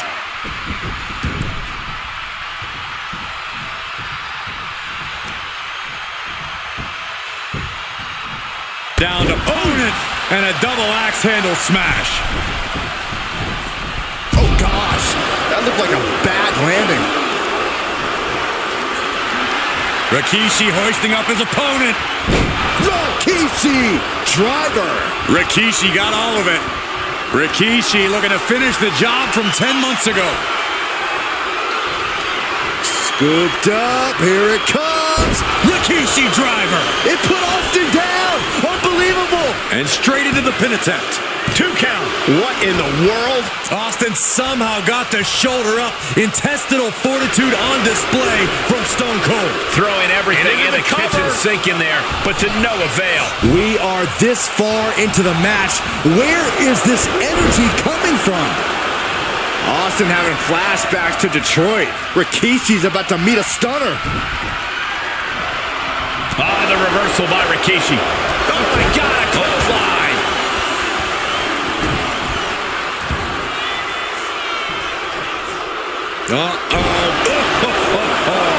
That is hard to watch. 2. Rikishi somehow defangs the rattlesnake. Damn it. The winner of this bout, Rikishi. This is not what many of us expected to see. We wanted to see retribution, but Rikishi was too much of a monster for Stone Cold tonight. The vitriol that consumed Rikishi powered him to finish the job and leave a battered Austin in his rearview mirror.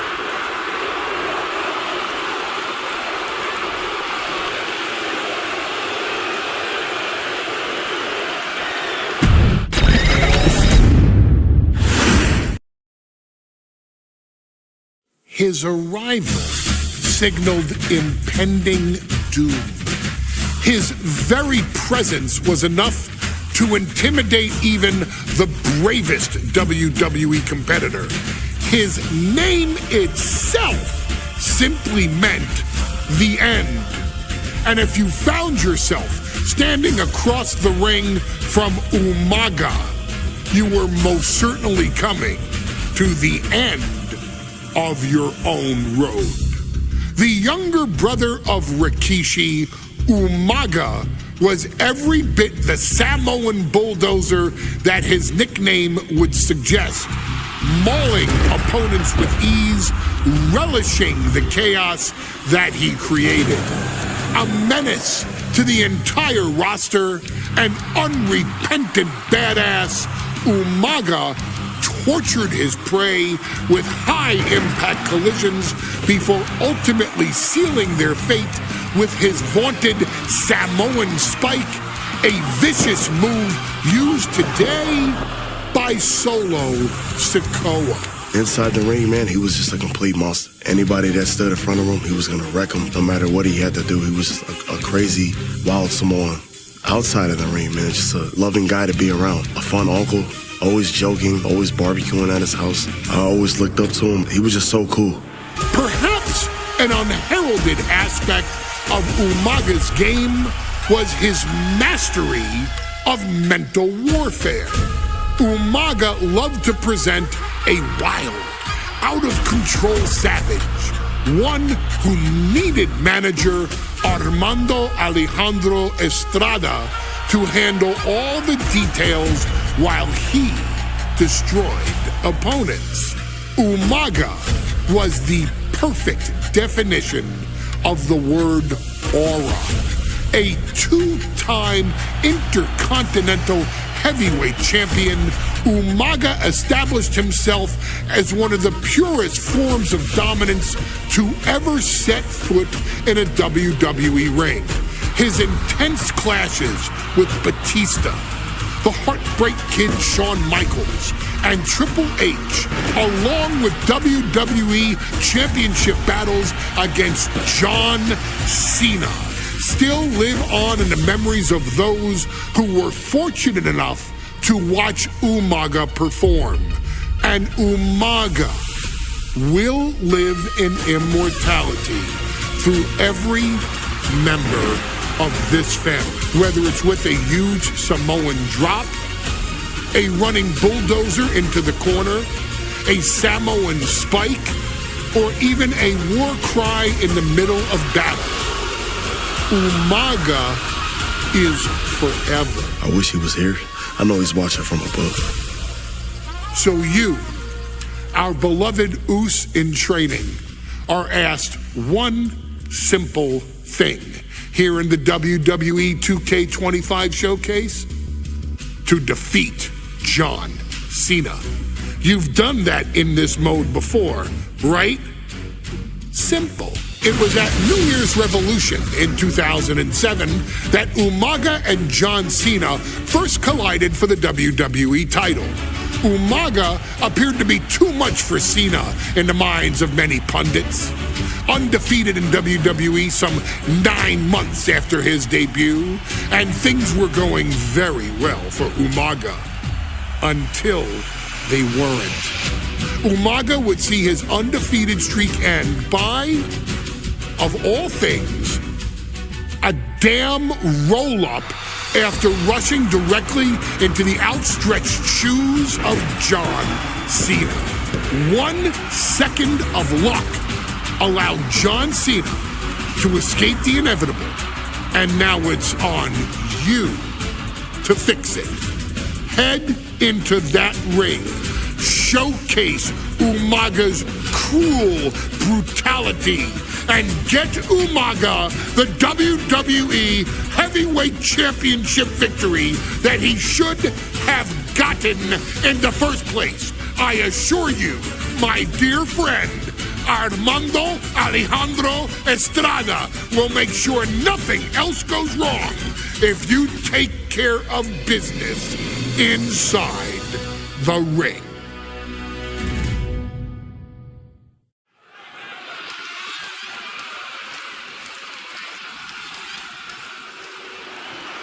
Well, ladies and gentlemen, here he is. He could be the next WWE champion, the near 400-pound Umaga.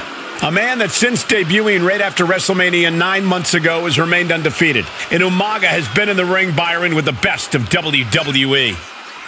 This man looks, moves, and sounds like a movie monster. Except Umaga is for real. He is a Samoan bulldozer, an 18-wheel version with a mean streak. Big, athletic, strong, and probably going to outweigh John Cena by well over 100 pounds. Since 1963, the WWE title has only changed hands twice here in Kansas City. That's twice in the last 47 years. But Umaga is a scary human being, and he can easily change that trend right here tonight.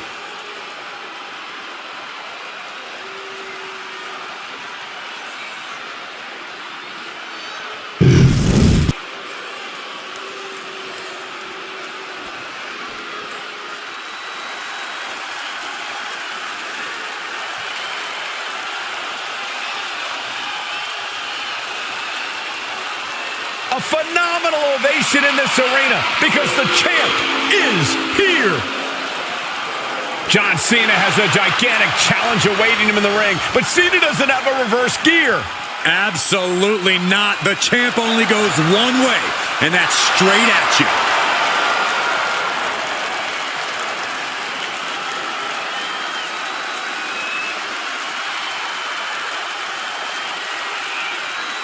John Cena, a three-time WWE champion, the handler of Umaga, Armando Estrada, trying to control this undefeated challenger. Once the bell rings, these two are going to go at each other full force.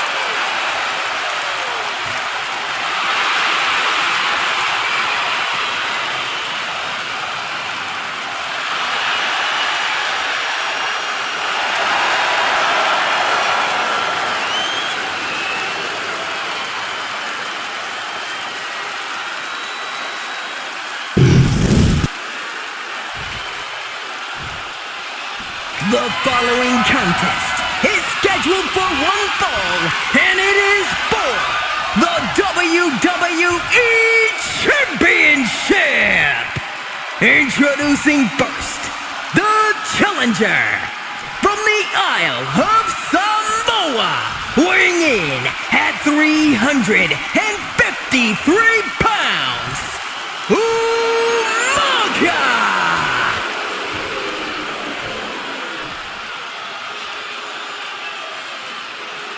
And from West Newbury, Massachusetts, weighing in at 248 pounds, he is the WWE Champion, John Cena!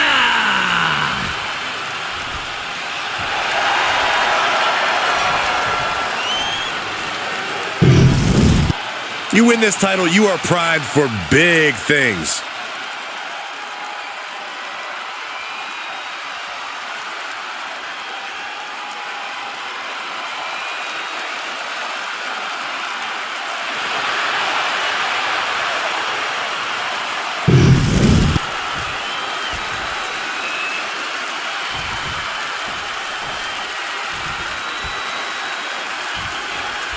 Here we go with the WWE Championship on the line. John Cena versus the Samoan bulldozer Umaga. Big fight feel here in this building. The undefeated Umaga has set his sights on Cena, and there's nothing left standing in his way. Umaga doesn't just want to beat John Cena. Umaga's gonna fly! Look out below! Putting it all on the line and coming up big with a breathtaking move. Up on the shoulders. Down in a hurry. Such a unique situation for the champion John Cena tonight.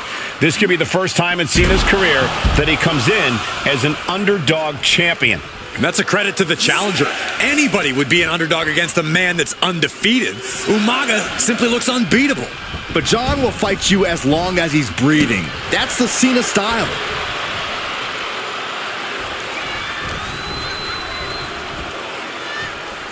Superstar setting up. Spiked with a Uranagi. Ooh. Kick to the gut. Ooh, brutal forearm. And Umaga will look to continue to use his 100-pound weight advantage in an effort to become the WWE champion. Just caught flush. Umaga is truly a specimen to marvel at, Corey, and his handler, Armando Alejandro Estrada, knows he has a thoroughbred on his hands. There's a difference between thoroughbreds and Umaga, though, Cole. Thoroughbreds can be tamed. Umaga cannot. Estrada can only serve as a mouthpiece for Umaga. He can only help direct Umaga's blind brutality. I think even Estrada knows no one can control the Samoan bulldozer. Stamina is going to be a key factor in this match tonight. Can Cena weather Umaga's vicious attacks? Can Umaga keep up the offensive pressure as Cena drags this into deep waters? I think you're right. Going head-to-head, putting each other to the test. Boom! Looks like a hockey fight's just broken out. Big shots being fired right now. Neither competitor letting up. So much pride, so much resiliency on display. Oh, ouch! Ooh, what a damaging blow. Oof. A rare position for Cena in this fight. We can't often say that John's overpowered in a matchup, but this 360-plus pound Samoan bulldozer is more than a formidable opponent. Listen, sometimes when there's a fight, you're not always going to be the biggest. You're not always going to be the strongest. And even if from the top rope, Samoan splash.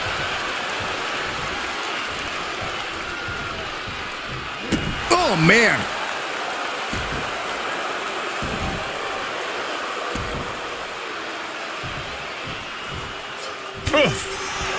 Got him on that turnbuckle. Oh, the reversal by Cena. Each superstar trying to counter and gain an advantage. Firing with a straight shot there. Answering back. Ooh! Giving up now is not an option. They have to finish this. Just teeing off with that fight forever vibe. What impressive determination from both competitors. Keeping at each other no matter what. This is a war of attrition with neither superstar wanting to be the one who surrenders. Each exchange just sapping the energy from these two. Oh, looks like we got ourselves a hockey fight. Oh, getting the better of that exchange. Good Lord, pop-up Samoan drop. Brutal attack from Umaga. He smells Cena's blood in the water.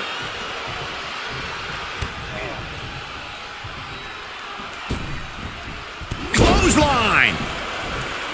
Cena tonight attempting to do something no one else has been able to do. Be it HBK, Triple H, Kane, the list goes on and on. No one has been able to beat Umaga. Since debuting in last year's WrestleMania, he's never been pinned, never been submitted. Umaga is a man who's decimated every single thing in his path. It's not hyperbole to call him a dangerous and deadly savage.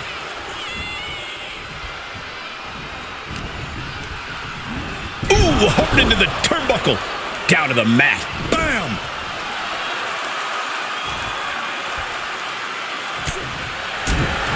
Ooh! Things are heading ringside now. And Cena telling the crowd to watch him. Oh, and that's what you get for disrespecting your opponent. Decides to leave the confines of the ring. Clearing off our desk. What could be the thought process here? I don't think it's anything good. I don't know if it's anything I can watch.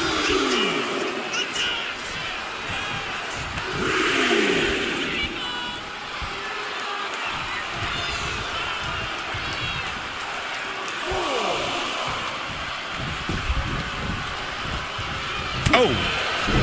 And I could look at Umaga and he reminds me of Cena with a... Uh-oh. Counters to gain the advantage. Here it comes. Samoan spike. We might be moments away from crowning a new champ. Oh, man. Pin attempt by the champion. Yeah, no, he doesn't get the 3. This is no time to hesitate. You can feel the end coming. Calculating the next move here. Up and over, all the way to the floor. Headed out of the ring, but the count is looming.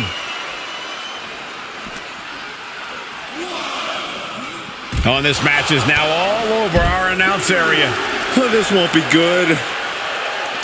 And Umaga, of course, coming from a very rich heritage. Some of the greatest athletes in any sport come from the Samoan heritage. Umaga's aggressiveness can be traced back to his bloodline. When you're fighting a Samoan, you are battling a tough, Sky high. Whoa, what a landing. Coming down on their opponent like a sack of bricks. Under the ropes and back into the ring. Cena letting his... And that'll put an abrupt end to his little one-man show.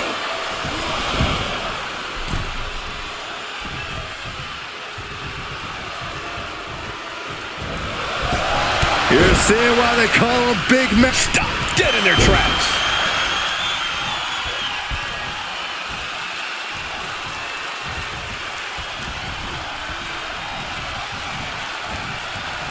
Oh, absolutely brutal.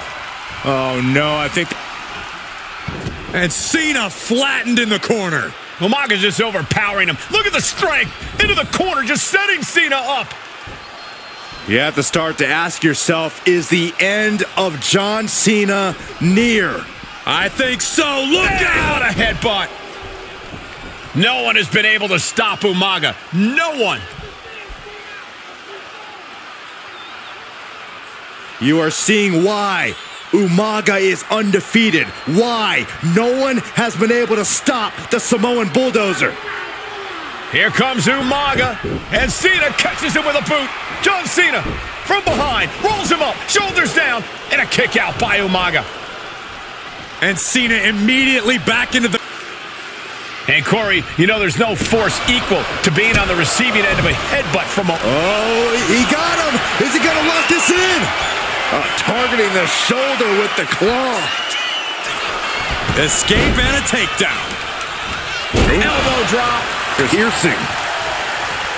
Sometimes I look at Umaga and it just scares me. I think he forgets that he's even in a championship match. Estrada is very aware of it, but Umaga sometimes looks oblivious to what's going on other than the fact that he knows he's supposed to hurt his opponent. Having no conscience is what has set Umaga apart.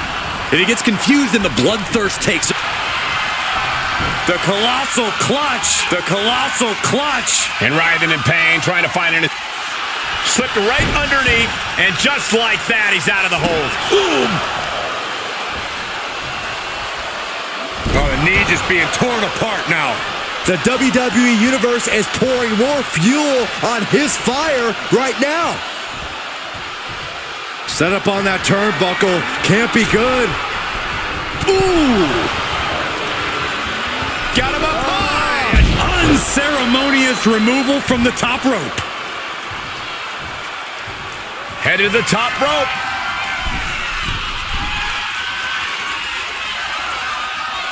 From the top. Diving headbutt. Back in the ring.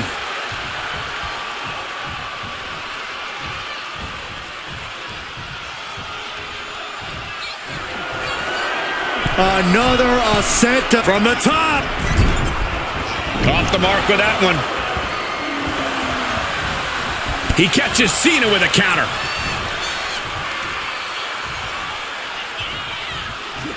Driven down.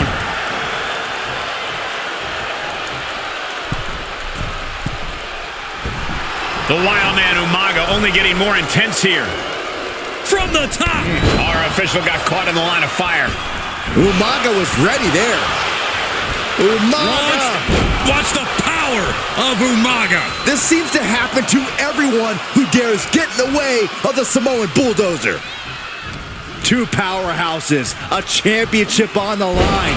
We knew this would be a battle. Umaga and Cena aren't giving up any ground here. Two emphatic kick out from the champion. What do you have to do to put this guy away? Vicious right forearm. This'll do it. Umaga. Samoan. Challenger clearing and... New champion. An undefeated champion.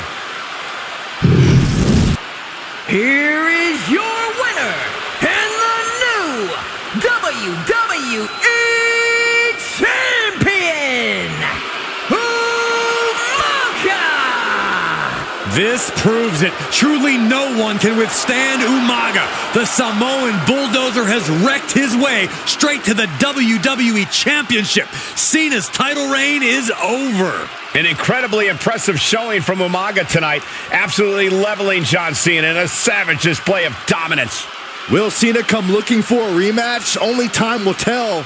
But for now, this is Umaga's moment. He is your WWE Champion.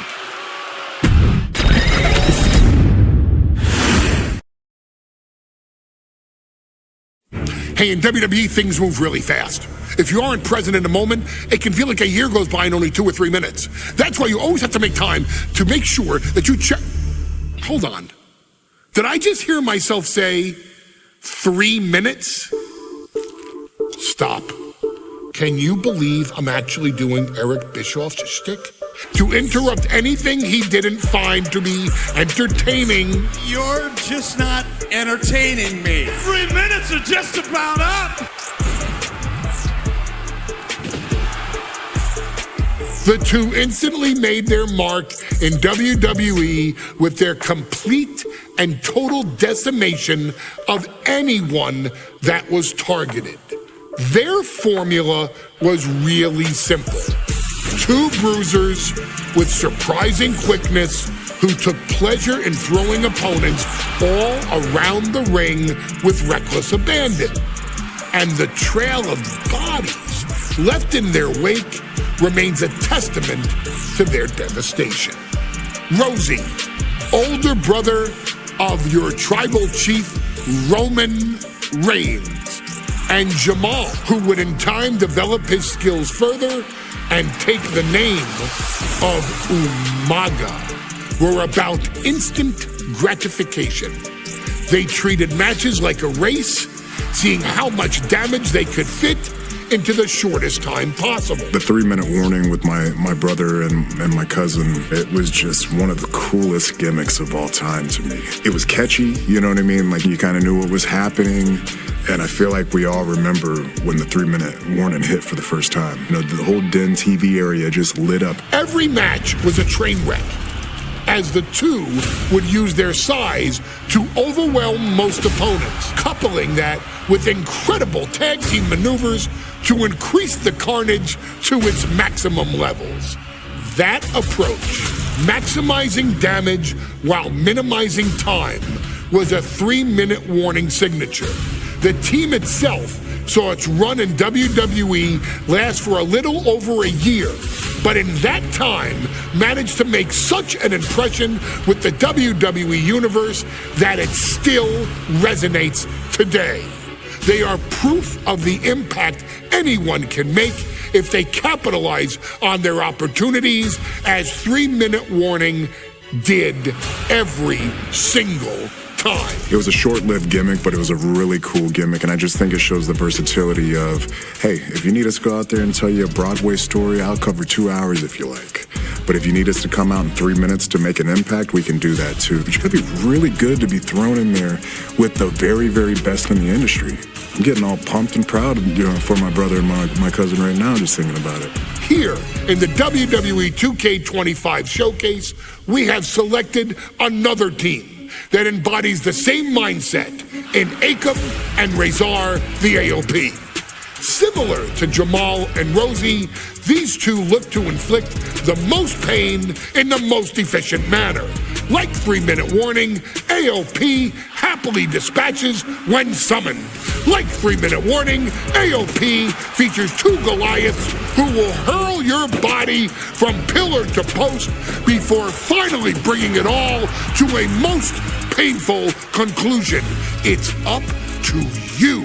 in this Extreme Rules contest to beat the AOP to the punch and showcase the Wrecking Crew approach that made 3-Minute Warning the premier bruiser squad in all of WWE. And don't worry, we will give you more than 3 minutes to make that fact perfectly clear. As a matter of fact, take your time and enjoy dishing out the punishment.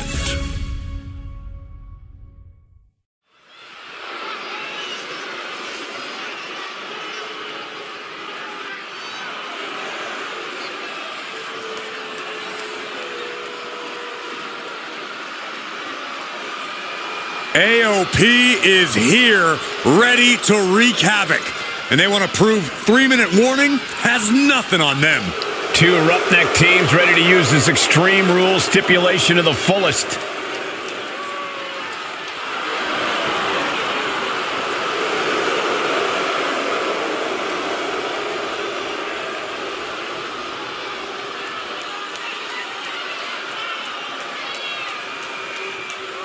The following contest is a tag team Extreme Rules match and accompanied by Paul Ellering at a combined weight of 620 pounds. Akam and Razor, the authors of Pain. AOP look unintimidated by the task at hand. They are totally prepared for the merciless tandem of 3-minute warning. You know, there's actually a lot in common between these two teams in terms of tactics and physicality.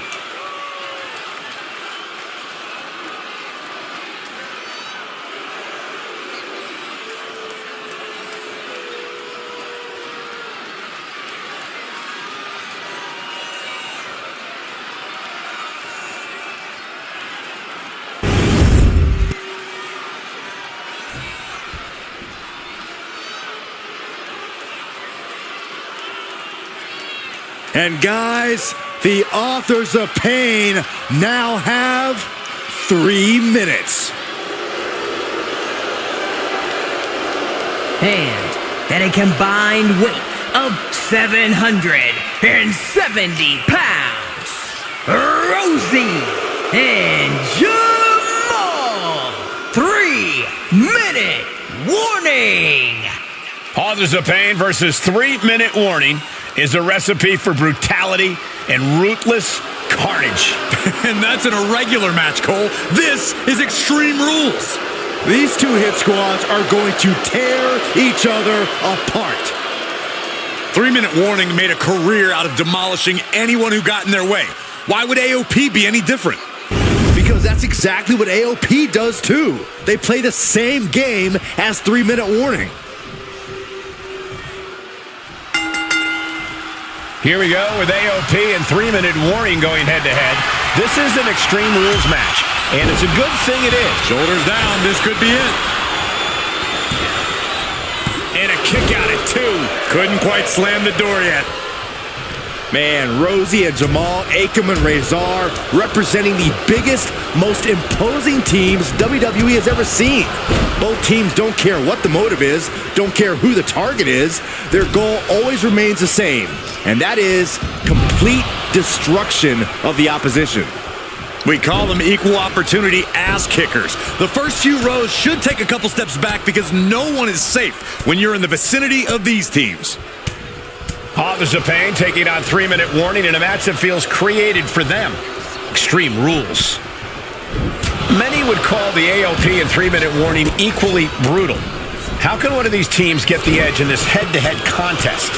It's true they're well matched, but AOP tends to be the more methodical and calculating of the two teams.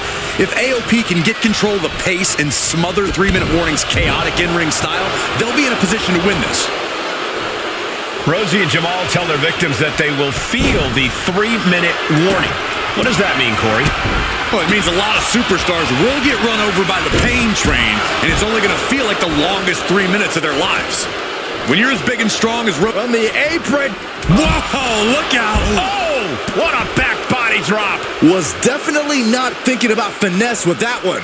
Was only thinking about dominance. And gets tossed back into the mat. Great athleticism. He is getting rid of the turnbuckle pad. Don't say that too loud, Saxon. You might get caught. Boom. Big clothesline. Delivers the headbutt right between the eyes. Watch for the hardcore style of 3-minute warning. Both of these men are from the hood, so to speak. Grew up in the streets, brought up to be tough. Rosie and Jamal have a rough tenacity. A duo that couldn't care less about headlocks. They're just all about beating the hell out of you. 3-minute warnings, thug-like tactics need to be respected. Rosie and Jamal only care about one thing. Double leg takedown. Gonna stack them up here. Shoulders pinned. Reverses the pin attempt. Fending off a 2 count there. He's still in this. Strong right forearm. Caught in a bad spot. Oh, face first off the apron. After that attack on the apron. Can he do it here? Save made by the teammate. Not a moment too soon. Some might see that as a weapon, but a manager's just make... Oh, nice. Schoolboy from behind. Cover. And he breaks the count quickly. Staying in this one. And he now slides back into the ring. Huge burning lariat. Taking a moment to get pumped off of this crowd's incredible energy.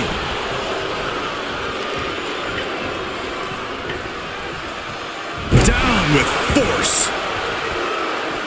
Oh, ouch. Draped across the... From the top. Here's the pin. Still not enough to put him away. Ooh. He is obviously taking way too much pleasure in this right now. My goodness, the human skeleton shouldn't have to endure a smash like that. And an impactful display of offense we just witnessed there. These are dangerous attacks on their own, but now the damage is exponentially multiplying. Jamal going up. From the heavens. Just look at cover. There's 2. Rosie and Jamal survive Extreme Rules. Here are your winners, Rosie and Jamal. 3-minute warning. Gotta give it up to 3-minute warning. In a contest between 2 of the most badass squads we've ever seen, they were the tougher competitors. Yeah, but AOP certainly made 3-minute warning earn this win. Just think about tonight. Here we go with AOP and 3-minute warning going head-to-head. This is an Extreme Rules match, and it's a good thing it is, because neither one of these teams likes to play by the rules or limit their aggressive tendencies. Well, there is nothing on the minds of these men except dealing as much damage to one another as possible. Both 3-minute warning and the AOP excel at brutalizing their opponents and inflicting massive amounts of pain. But only one of them can be the best at it. We can safely predict that this is going to be an exceptionally gruesome and painful match to watch. Many would call the AOP and 3-minute warning equally brutal. How can one of these teams get the edge in this head-to-head contest? It's true they're well matched, but AOP tends to be the more methodical and calculating of the 2 teams. If AOP can get control of the pace and smother 3-minute warning's chaotic in-ring style, they'll be in a position to win this. Rosie and Jamal tell their victims that they will feel the 3-minute warning. What does that mean, Corey? Well, it means a lot of superstars will get run over by the pain train, and it's only going to feel like the longest 3 minutes of their lives. When you're as big and strong as Rosie and Jamal, that's how quickly it can be over. It might not be flashy, but sometimes you just got to toss another person and make a statement. Oh, complete deadlift. This is incredible. Gut wrench. Akam found himself in the wrong place there. Yeah, Rosie looked confident going on the attack. Vicious knee. What a headbutt. Vicious. He goes for the quick pin attempt. Throws up the shoulder. Way too soon for him to be thinking about a pin. Ooh. Pay special attention to Rosie in this matchup. 6'5", 375 pounds. The man can run a 40-yard dash in 4.8 seconds. This guy is a pure athlete. Rosie played high school football with a legendary running back before playing college ball in Hawaii. Imagine being pancaked by the force Rosie brings. And Rosie gets warded off. He goes for the cover. Gets the shoulder up and one. Strong kick out, but you have to wonder if he can keep it up. Oh, man. Oh, bulldog. One-handed. And Jamal looked out of his element on that one. He's to the sky. Oh, crash and burn. That misstep could have cost them this match entirely. A hard landing for sure. Thrown out of ringside and back to the mat. What? Pump handle locked in. Does the official not see him removing the turnbuckle pad? Keep your voice down. Big time power slam.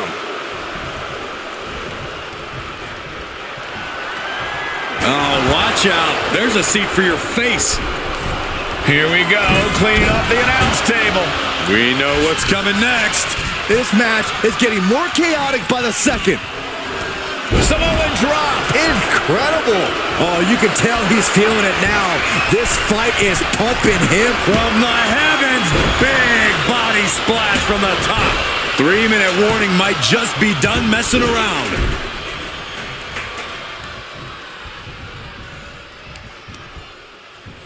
On a stop.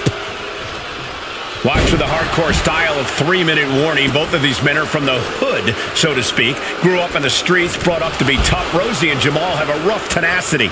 A duo that couldn't care less about headlocks. They're just all about beating the hell out of you. 3-minute warnings, thug-like tactics need to be respected.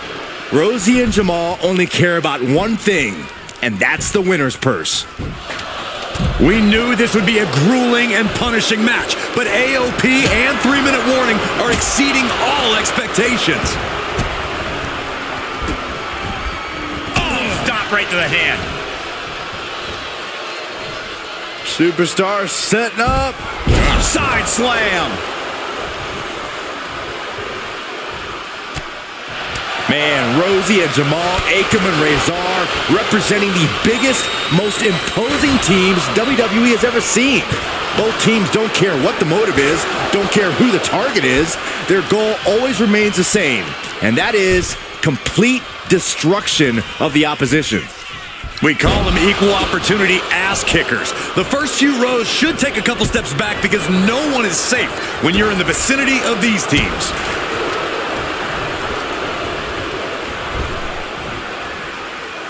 Spine buster. This is going to the absolute limits. But I highly doubt anybody's going to throw in the towel, though. Look ringside now, guys. This manager's doing something very suspicious. And his body has taken a lot of the punishment. He's leaving the ring now. No count. Double leg takedown. Got the shoulders down. And now a pin of their own. Definitely an unorthodox strategy. He must have something else planned. Superstar setting up. Oh, what a slam! Planted him. And he gets delivered back into the ring. He's setting this table. Oh, no, are they setting the table on fire? This is too damn far.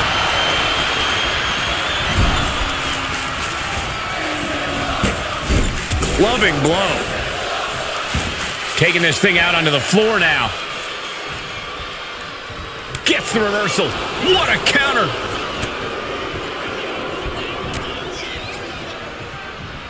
Endless attack here. He's headed out to the ringside area.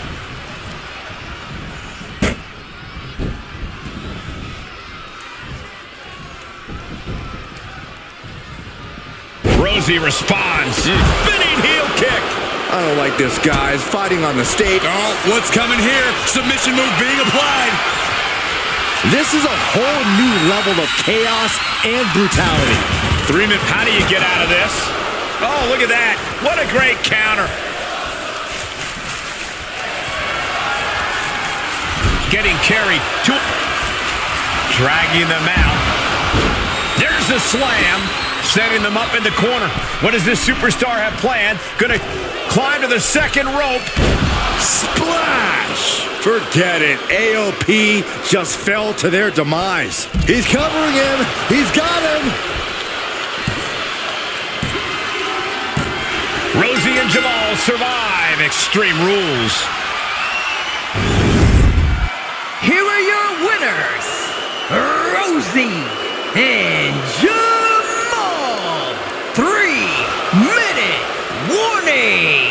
Gotta give it up to 3-minute warning. In a contest between two of the most badass squads we've ever seen, they were the tougher competitors. Yeah, but AOP certainly made 3-minute warning earn this win. Just think about all the carnage we witnessed here tonight.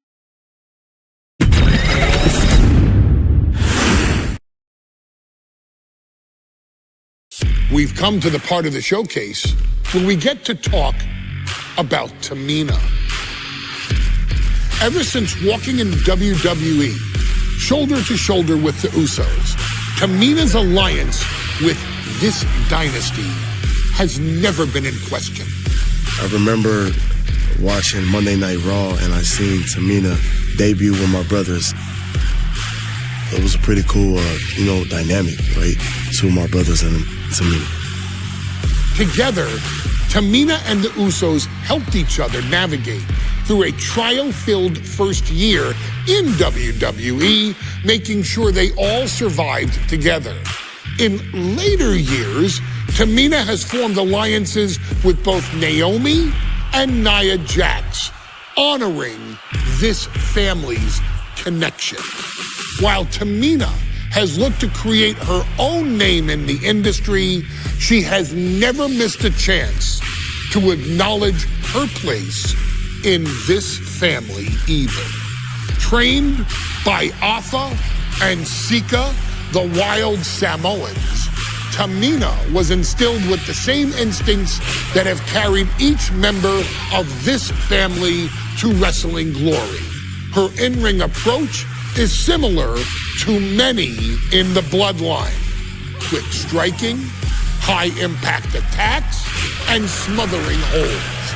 As capable with a super kick or a big splash as anyone else, Tamina has maintained a remarkable level of success in her WWE career.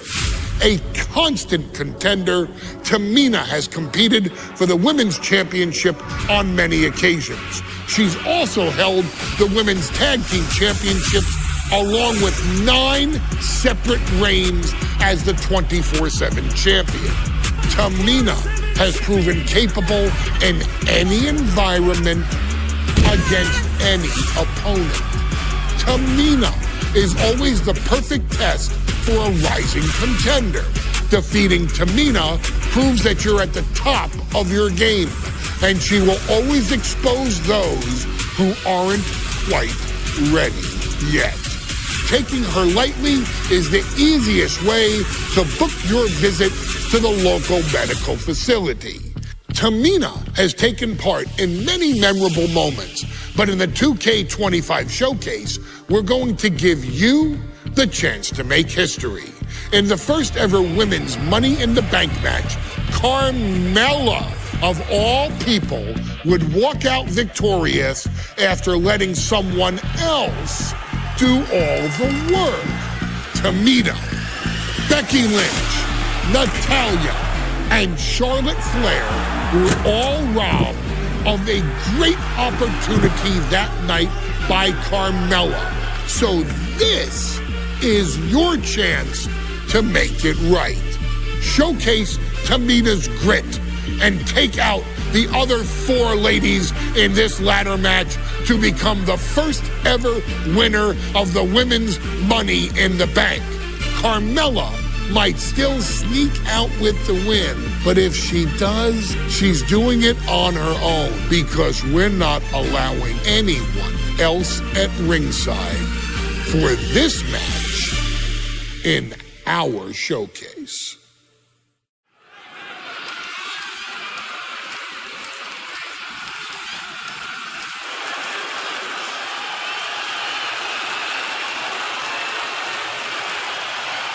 We are making history tonight here in St. Louis, the first ever Women's Money in the Bank ladder match.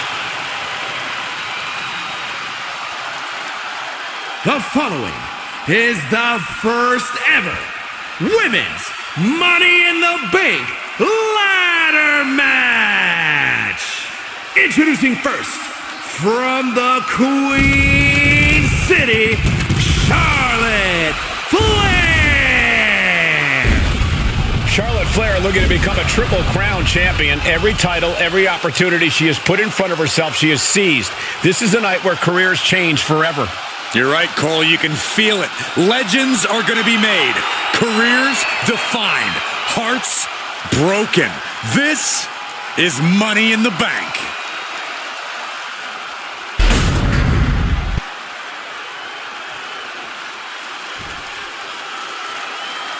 And Byron, Becky Lynch with a very astute point. I rip off arms. You can't exactly climb a ladder with no arms.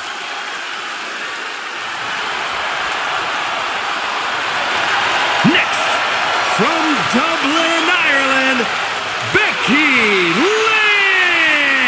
Lynch. To add to that, Michael, I talked to Becky earlier and I asked, are you nervous about this? She said, yeah, I'm a little nervous, but I'm more excited than anything because I get to be part of history. Becky Lynch, the first woman drafted to SmackDown. First SmackDown Women's Champion. Can she become the first Miss Money in the Bank? You could feel the excitement the moment they brought out the ladders before this show started. There is a big fight feel right here in St. Louis.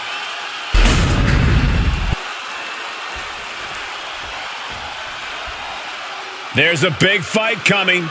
Tamina, perhaps the most dominant superstar in this match. And I guarantee she is not fazed by taking on 4 different opponents in a ladder match.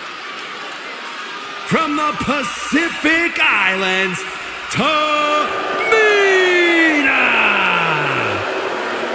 This is a milestone moment that is being watched all over the world. And Tamina is hoping to live up to her family's legacy. She wants that briefcase. She wants that title.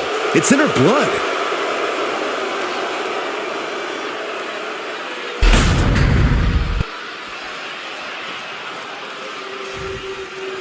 Mela is money, and she is as confident as ever.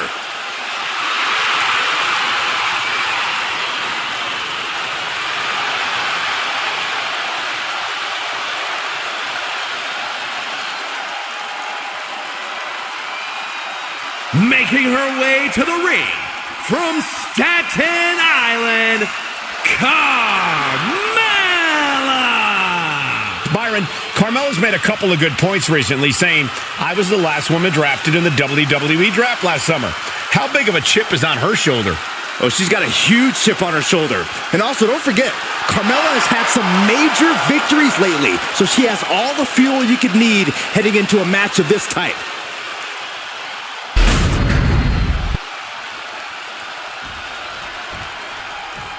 Natalya, another superstar who walks into this match thinking she has legacy on her side tonight.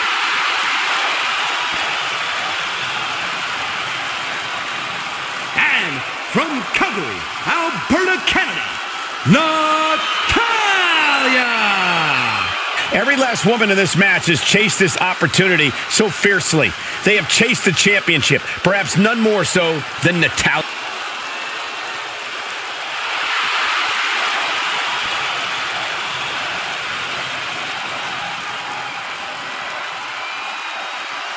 Winning Money in the Bank would certainly go a long way to helping Natalya prove she too is the best there is, the best there was, and the best there ever will be.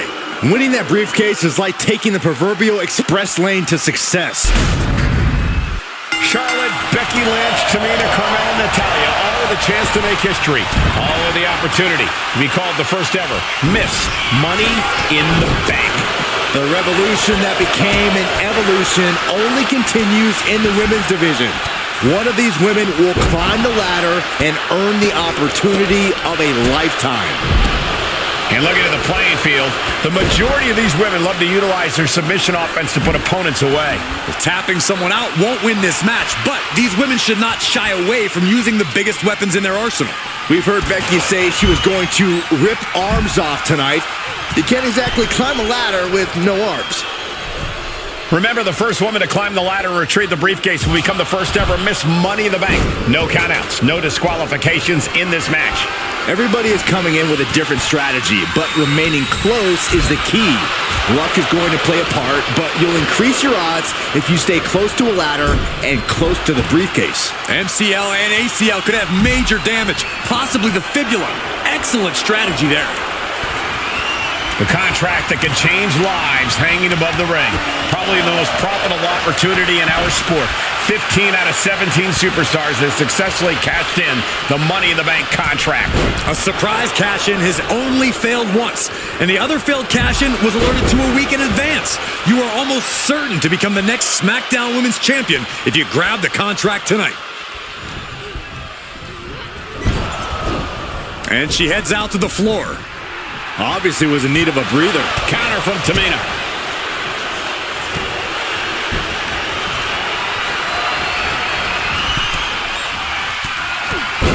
Swinging the elbow to halt the offense. Powerful contact by Tamina. No safe haven in this match. These ladders can be your best friend or your worst enemy. There's no allies in this match. It's everyone for herself. There is no room for friends when history's being made. Not when you can go down in the record books as the first Miss Money in the Bank. An injured shoulder puts you below square one. This is a smart strategy here. Oof. That is a power-packed punch. Whack! Oh, God. Oh, and that attack might have clouded Becky's vision. This match is just evolving right before our very... And here we go. The Boston Crab. Look at the back position. Amazing display of leg strength. Caught an elbow to the gut for that effort. 3 second-generation superstars competing in this match. Carmella, Charlotte, and Tamina. And Natalya, of course, a third-generation superstar. Women bred for these kind of moments. Any of these women will add a significant chapter to her legacy if she can become the first Miss Money. Wait a minute, setting in. Devastating submission coming. Adrenaline pumping. Here she goes. Perched up top. Trying to maneuver out. And successfully. Oh, wow. Impactfully, too. Ooh, what a forearm club. Oof. Point of the elbow, nailed it. Taking the action to the outside. Might be taking a breather here. Is there anyone more intimidating in this group than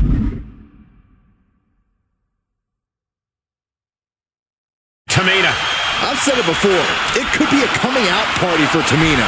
This is her time to live up to her family's legacy. If Tamina wins the contract, it guarantees her first title opportunity in over 2 years. More than an opportunity, it pretty much guarantees Tamina will become the next women's champion. Any opening could be the opening. You just have to go for it. Tamina might have it here.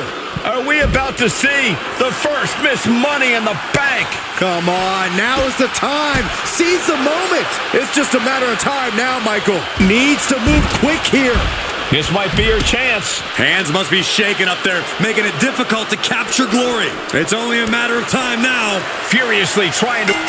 That's it. Tamina has the briefcase. Tamina is Miss Money in the Bank.